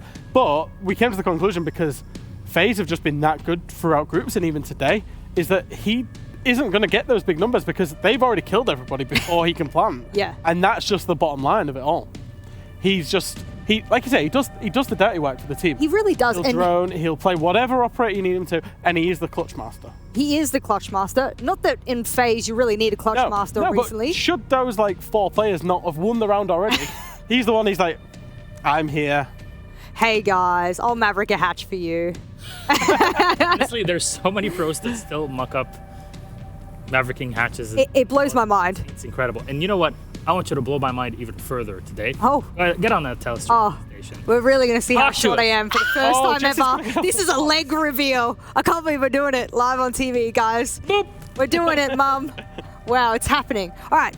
So essentially what I wanted to do was show everyone part of the strategy that I really thought encompassed FaZe throughout the entire series. I want to pick a clip from Chalet specifically, but what I really wanted to do here was point out how they had layers upon layers throughout their entire strategy. So let's kick things off here and give you a little bit of context as to what's happening. Essentially, it's a bar defense, and of course, we see all of BDS pushing over from the Solarium side over. What's important about this is that there's a clash in a power position over towards these blue library stairs here. That's where the clash is playing, reinforced by someone my disc because we had the Jaeger ban, so no ADSs in T, but something that people didn't necessarily spot was this nice little Banshee in the middle of the room. Now, of course, that's what BDS looks to get rid of first. Rafael's throwing in as many of those flash grenades as possible to cook those Wamai. Shaiko's awaiting with grenades and a Gone 6 in hand, and so the first thing they get rid of with the Lems is that there. Now, I'm going to pause it here. Banshee's gone now, so you're unimpeded for the most part. But what people don't spot is that there is yet another layer to this defense on library stairs. Look at this, it's the hole here. And you're probably thinking, it's an innocuous little hole, might be a vertical of some kind, maybe the defenders above are using it.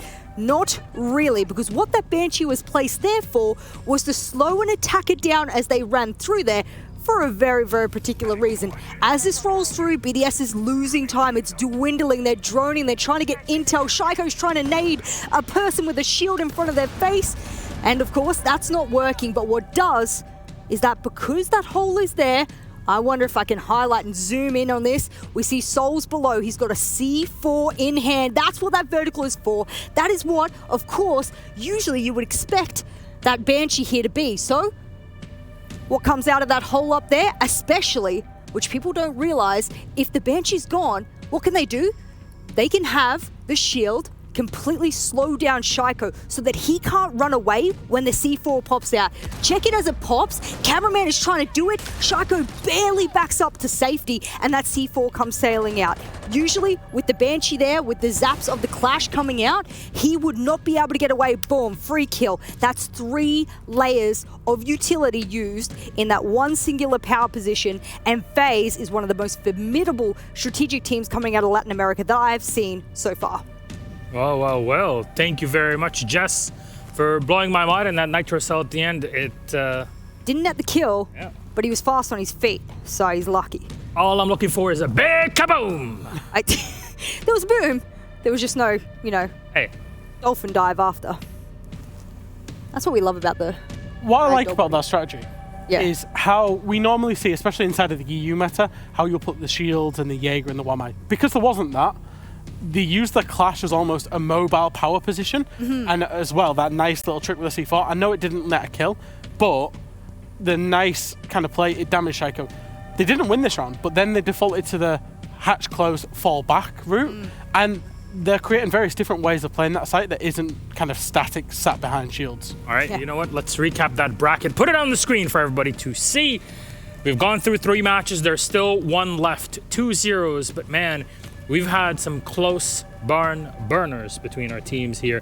Demon Kia faces off against FaZe Clan in our first semi-final, and our second one is yet to be decided. Rogue is already awaiting, and that's the winner of NIP versus Space Station Gaming. That'll go up to face off against them. Will it be either one of these title holders? Each one of NIP and Space Station has won a 6th Invitational, a World Championship title.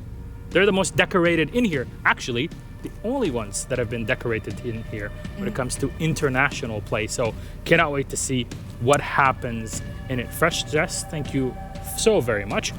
And since we have a bit of time, my friends, ladies and gentlemen watching at home, and our non-binary friends, of course, I'd like to give a bit of shout out over in our own studio in beautiful Paris, where all 3 of us are there to present EU League and APAC North. We talk about teams and we have beautiful content that we go through. And we had a beautiful piece of content regarding the EU League, BDS, following them through their preparation for matches. And after that beautiful video, there will be an interview with M and Medics and Easy, our observers, the one that make our jobs actually possible and give you the beautiful action that you see in game, our observers in EU and APAC. So till then, take a break, enjoy getting to know and meeting both BDS and part of our crew, and we'll see you for Game 4.